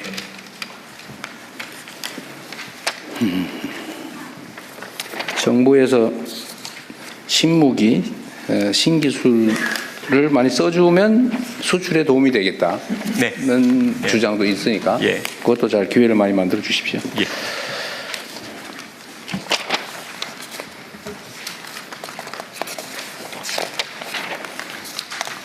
약간 위험하니까 부패, 부정, 불공정 이런 소리 절대 안 나오게 잘 처리해 주십시오. 국방과학연구소는 소장님이 계신가요 지금? 네, 국방과학연구소장 이건원입니다. 제가 전에도 물어봤던가 모르겠는데 전투기를 개발하는데 왜 공대공 미사일은 개발을 안 했을까? 그 설명할 수 있어요? 네, 당시에 많은 논의가 있었는데 그 시기를 잡지 못하고 그 타당성이나 기술적 수준에서 리스크가 있다고 판단해서 군에서도 적극적으로 가지 못했던 그런 내용으로 알고 있습니다. 만약에 그러면 지금 우리가 이제 전투기 개발해서 해외 수출도 하는데 예. 지금 해외에서 공대공 미사일을 구매를 못 해가지고 미사일 장착도 못하고 팔게 생겼다면서요? 예, 출발이 같이 갔었어야 되는 게 맞았습니다. 지금 공대공 미사일 구매가 안 돼요? 공대공 미사일 초기 버전은 유럽산으로 구매를 해서 장착을 하고 그 이후 버전은 저희가 지금 개발을 시작을 했습니다. 못 사고 있어요? 아니 그러니까 전투기를 팔면 거기에 쓸 수 있는 공대공 미사일을 붙여서 팔아야 될 거 아니에요? 그렇습니다. 그 부분은 저희 영역이 아니어서 제가 답변 드릴 수가 없습니다. 그래요? 딴 데서요? 예, 저희 사업부의 부장. 여기는 의뢰된 연구만 하는 거니까 모를 수 있다는 거죠? 답변. 예, 카이 대표이사 차재병 부사장입니다. 네. 그 카이가 설명하면 되겠네요. 예. 어디 계세요? 예, 아마도 대통령께서 지적하신 부분은 FA50 폴란드 수출 관련해서 아마 지적하신 내용 같습니다. 저는 내용 잘 몰라요. 하여튼 그런 얘기가 있대요. 예, 죄송합니다. 그 FA50 같은 경우에는 저희가 이제 수출을 하면 기본적으로 공대공 미사일이 장착이 돼서 같이 판매가 되고 있고요. 그 해당 미사일은 보통 해당국에서 미국으로부터 직접 구매해서 사용을 하고 있습니다. 그리고 지금 폴란드 같은 경우에는 이제 가장 최신형 미사일인 저희가 AAM-9X라고 하는 이제 최신 미사일이 있는데 이 부분에 대한 통합을 요구를 해서 이 부분은 현재 지금 통합이 진행 중이고요.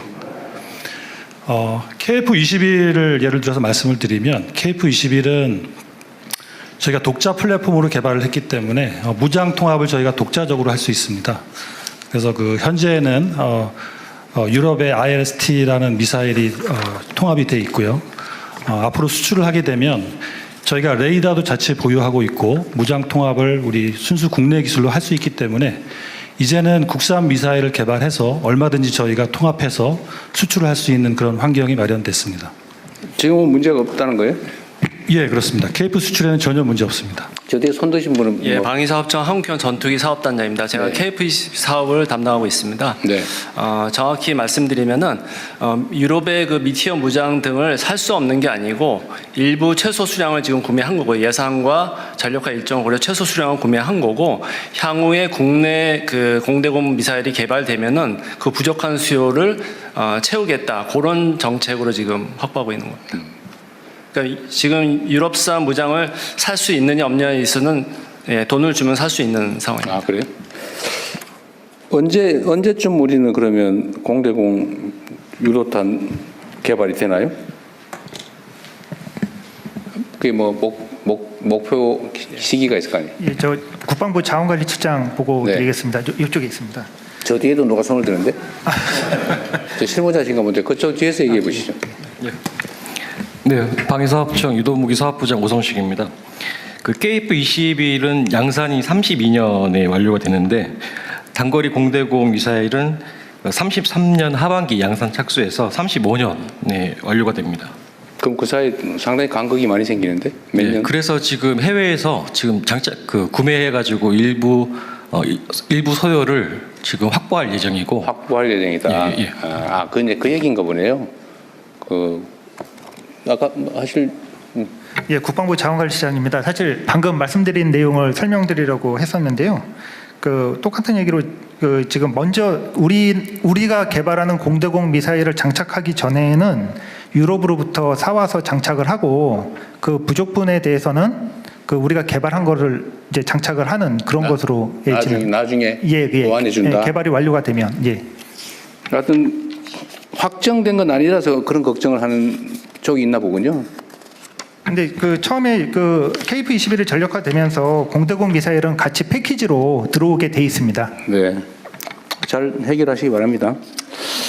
그리고 여기 국방과학기술연구소 제가 소방 쪽에다 얘기를 해놨는데 그 소방 관련된 장비 있잖아요. 소방 예를 들면 화재 진압을 하려면 불 속으로 우리 소방관들이 뛰어들어가고 뭐 이러는데 요즘 세상에 왜 그렇게 하냐.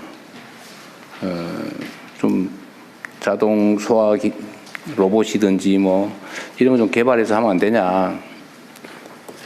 그런데 사실은 소방연구소 뭐 이런 게 있긴 있는 모양이던데 거기는 뭐 거의 연구 인력이나 연구 규모가 너무 작아서 쉽지가 않은 것 같아요. 근데 이건 군 장비로도 거의 비슷할 것 같은데 국방연구소, 과학연구소가 소방하고 협업해서 같이 개발하면 어떨까 그런 생각이 들던데 그거 좀 어떠세요? 아까 우리 청장님 얘기를 좀 들으신 것 같은데. 그 소방 헬기도 지금 군에서 그 산불 진화 지원하는 그 헬기가 그러니까 산림청 헬기는 이 바구니에 물을 담는 방식인데 군에서 개발한 거는 아예 물통이 그 헬기 안에 들어가서 바로 여기 그 직사를 하는 그래서 굉장히 효율적인데 이제 그게 단점은 물통이 들어간 것을 쉽게 빼지를 못해서 이 헬기를 다른 용도로 쓰는데 거꾸로 제약이 생긴다 그래서 이제 그 사업에 약간 제동이 걸리긴 했는데 제가 듣기로는 예컨대 사족 보행 로봇도 개발이 됐다고 하는데 그 화재 진압 이런 측면에서 군 기술을 같이 쓸 수 있는 그런 영역들이 꽤 있을 것 같습니다. 약간만 변형하면 같이 쓸 수 있을 텐데. 국방부 자원관리실장 보고 드리겠습니다. 아까 전에 실제로 그러한 부분에 대해서 그 국방과학연구소하고 그 소방청 내에 있는 국립소방연구원하고 지금 기술적 의견을 지속적으로 교환을 하고 있고요. 그 두 기관 간에 그 기술 협의체를 구성을 했습니다. 그래서 국방과학연구소에서 이걸 소방에 쓸 수 있다는 기술 과제들 가지고 있는 것과 개발하고 있는 것을 지속적으로 정보를 공유하고 있고 실제로 그 국방소방연구원에서 필요하다고 한다면 그거를 같이 협업을 할 수 있는 구조는 돼 있는데 이게 이제 그 9월부터 좀 본격적으로 시작을 했기 때문에 그 좀 더 그 속도감 있게 진행을 하도록 하겠습니다. 네. 어쨌든 국가 역량이라고 하는 걸 굳이 뭐 쪼개가지고 낭비할 필요는 없을 것 같고 협업할 수 있는 건 최대한 협업 좀 해보면 어떨까. 저는 그래서 사실은 연구소도 그냥 물리적으로 합쳐가지고 한 부서로 운영하면 어떨까 싶은 생각 들더라고요. 뭐 쉽지 않겠죠. 똑같은 청인데. 하여튼 뭐 검토를 한번 해봐 주세요. 좀 효율적으로 할 수 있게. 대통령님 여기 국방기술보호국장입니다. 네. 일단 대통령께서 지시를 하셔가지고 소방청하고 저희 방사청, 국방부, ADD가 그 현장에 있는 소방관 어디 있어요? 여기 있습니다. 예, 연구원들이 모여가지고 그동안 국방 쪽에서 개발된 기술 중에 그 소방청에서 사용할 수 있는 기술들을 한번 시연을 했습니다. 네. 그래서 일단 여러 개 기술 중에 10개를 그 업체 주관으로 한번 시연을 했고요. 네. 그 중에 이제 4개가 선정이 돼서 2개 같은 경우는 즉시 구매를 통해서 활용할 수 있다고 식별이 되었고 2가지 과제에 대해서는 좀 더 소방 쪽에 적합화시키게 개선이 필요하다고 해서요. 네. 내년도 예산이 태워져서 같이 개발할 수 있는 상황이 되었습니다. 네, 알겠습니다. 아까 뭐 얘기하시려고 그랬었어요? 아니 아까 그 대통령님 말씀하신 그 미사일 구매에 관한 답변을 드리려고 했는데 다 답변이 다 돼서. 했어요? 네. 자, 그리고 국방기술 품질은 여기는 국방기술 품질원 원장 신상범입니다. 여기는 뭐 품질을 관리하는데요? 네, 그렇습니다. 이미 납품된 무기나 장비들을 체크해 보는 거예요? 납품이 되기 전에 사용자 요구사항이 충분한 성능을 발휘하는지 품질을 보증하는 기관입니다. 알겠습니다. 국방기술진흥연구소는 부설로 있는데 이거는 ADD 국방과학기술연구소하고 어떤 관계예요? 네, 국방기술진흥연구소장 손재웅입니다. 네. 국방과학연구소는 주로 무기 체계를 개발하고 핵심 기술을 개발하는 임무를 수행하고 있고요. 네. 저희는 무기 체계에 소요되는 핵심 기술을 식별해서 핵심 기술을 개발하기 위한 기술을 기획하고 평가하는 일을 담당하고 있습니다. 불필요한 일은 전혀 아니다.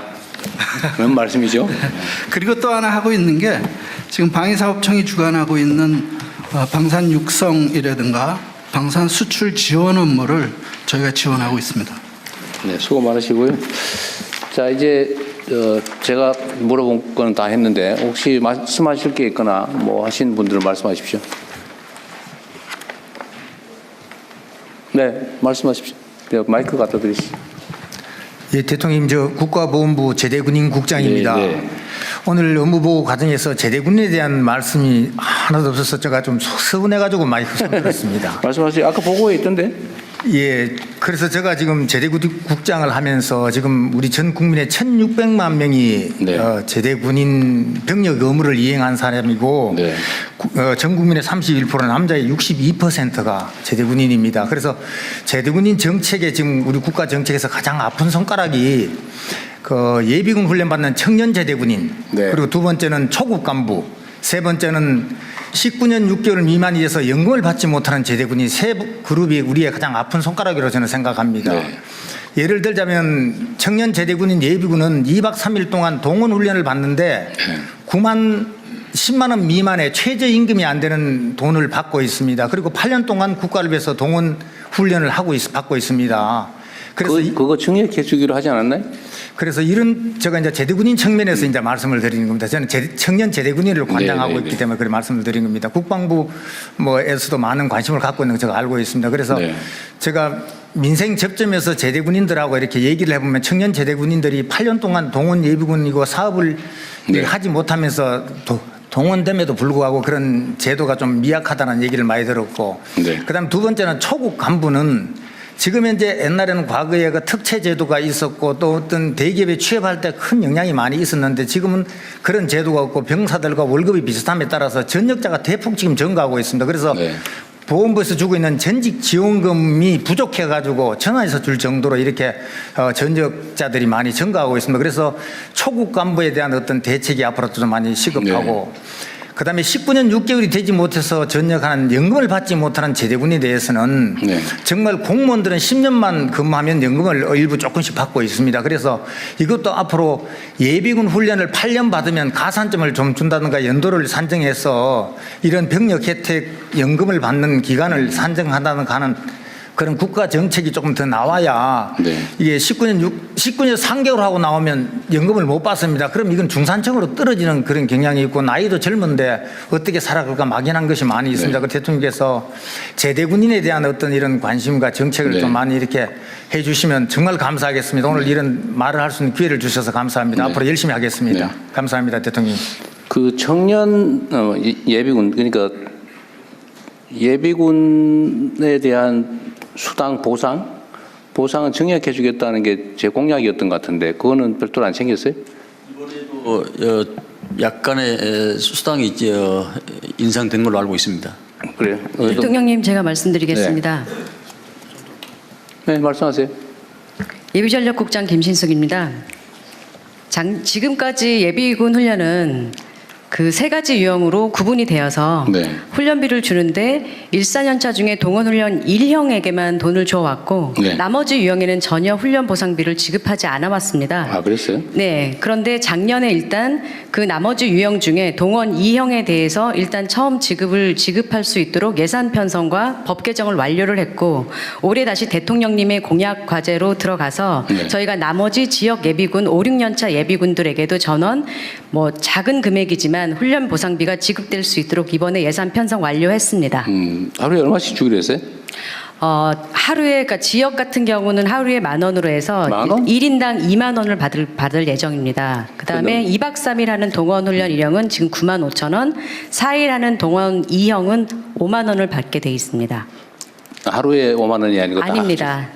4일 동안 합쳐서 5만 원. 이거 따로 한번 챙겨보세요. 이게 전에 이거 너무 적다 그래가지고 올려주기로 했는데 너무 소심하게 올리신 것 같네요. 대통령 제대군인 국장입니다. 접점 지역에서 청년들을 보면 2박 3일을 훈련하는데 10만 원이 안 되는데 최저임금이 올라가 1,030원이고 내년에 1,350원인가 알았어요. 되기 때문에 이게 좀 따로 한번 챙겨볼게요. 10만 35원인가 그렇게 대통령실에서 챙겨보겠습니다. 연금을 못 받는 군인이 있다. 20년이 안 돼가지고. 19년 6개월 이상 돼 왜 연금을 19년 6개월 한 넉 달 더 있다 나오지 왜 미리 나왔을까요? 그 전역을 강제 전역을 당해서 그렇습니까? 아니면 진급을 못 하거나 또는 계급 정년에 예, 계급 대해서? 정년도 있고 하기 때문에 그게 안 돼서 나오는 친구들이 많이 있습니다. 그래서 이것도 한번 고무적으로 한번 생각해 볼 필요가 있다고 생각합니다. 대통령님, 그 네. 인사복지실장입니다. 네. 연금을 담당하고 있습니다. 이제 제대군인 국장님 말씀을 하셨는데 실질적으로 19년 6개월 돼서 연금을 못 받은 분이 현재로서는 거의 없습니다.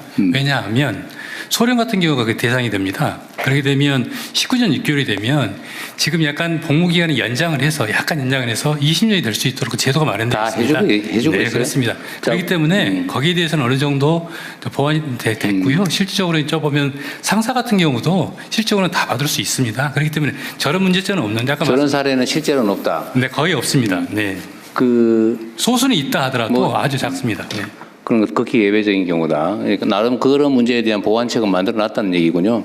그렇습니다. 그 여기는 그러면 이제 저분은 이렇게 얘기할 것 같아요. 19년 6개월 아니고 19년 1개월 된 경우도 있다. 할 것 같아요. 그런 경우는 그런 경우는 제가 좀 살펴봐야겠습니다. 그것은 자신 없습니다. 진짜 살펴봅시다. 네, 알겠습니다. 이게 아마 계급 정년 때문에 생기는 문제 같아요. 어쩔 수 없이 강제로 전역을 당하니까. 대통령님, 그 미국 같은 경우에는 요건 여기까지만 하면 좋을 것 동원 죄송합니다. 그럼 요건 요까지 하고. 예. 자, 그것도 그런 사례가 있는지 한번 검토해 보자는 거니까 한번 해보고 얘기합시다. 네, 알겠습니다. 한번 챙겨보세요. 그 다음에 초급 간부들의 요새 전직이 늘어나서 좀 문제가 있다는 부분은 이번에 이 문제는 많이 개선을 해놓은 것 같아요. 네. 계속 앞으로 개선해 나갈 거고. 네, 지금 윤석열 정부 들어서 이 병장 월급이 205만 원이 됨으로써 초급 간부가 또 부사관들이 상당히 박탈감을 느껴가지고 예전 수준으로 병장과 부사관이 180만 원 월급 차이가 있었습니다. 그래서 중견급 이상 수준으로 지금 대폭 아까 보니까 자료에 180만 원 차이를 만들겠다는 거는 그렇습니다. 그 바로 385만 원을 최저로 만들겠다는 지금 얘기인데 그 정도까지는 아니고요. 아, 그걸 써있는데 180만 원 차이를 만들겠다. 네, 205만 원이면 180만 원 차이를 만들면 385만 원인데 자료는 그렇게 돼 있어요. 네, 제가 추후에 보고 드리겠습니다. 이게 봉급 기준이 아니라 이제 수당하고 다 합치면 결과적으로 풀하면 그 정도 될 수 있다는 취지고요. 수당, 봉급 자체는 이제 이전보다는 획기적으로 좀 올리는 게. 네네. 어떤 초급 간부의 처우 개선 문제는 국방부에서도 생기고 있고 저도 관심 사안이니까 조금만 더 상황을 지켜보시죠. 이제 또 없어요? 그러면은 우리 보훈부는 퇴장하시고 말씀하세요, 병무청장님. 제가 한 말씀 드리겠는데요. 저는 대통령님보다 총리님께 한 말씀 드리겠습니다. 저희 병무청에서 굉장히 중요한 과제가 있는데 병무청 자체만으로 해결이 좀 어려운 다수 부처가 연관된 사항이 있습니다. 시간 관계상 오늘 내용은 말씀드리지 않고 별도로 시간을 내주시면 말씀드리겠습니다. 시간을 내주시지 말고요. 저 텔레그램 주소 알려주세요. 알았습니다. 네, 감사합니다. 그 별도로 나중에 보고하시면 잘 챙겨볼 겁니다. 또 없으세요? 대통령님, 아까 그 303 그 하사역입니다. 네네네. 그에 대해 답변 드리겠습니다. 네, 그 사이에 알아내셨군요. 180만 원 관련돼 가지고 그건 어떤 의미냐면 지금 병장 같은 경우가 205만 원입니다. 월급이. 근데 실질적으로 수령이 205만 원이 아니라 병장 월급은 150만 원입니다. 그리고 나머지 자기가 저축하면 55만 원을 저축하면 정부에서 추가적으로 55만 원을 100% 매칭 지원해 준다. 그렇기 때문에 여기서 말하는 180만 원 차이라는 것은 150만 원하고 향후에 제도 개선이 되면 처우 개선이 되면 330만 원이 됩니다. 그렇기 때문에 180만 원 차이를 내겠다. 네. 그런 의미입니다. 네, 표현에 대해서 제가 이해를 잘 못했군요. 알겠습니다. 네, 또 없으세요? 없으면 저기 뭐 이어서 국방부 비공개 업무 보고가 토의가 실시됩니다. 본부하고 이제 방송은 좀 빠지고 국방부만. 근데 이 저기 국방부 논의하는 것들 이게 다 전원이 있을 때 해도 괜찮아요? 괜찮으시면 비공개 사안은 제가 봤는데 나중에 저기 별도 보고하는 걸로 하시죠.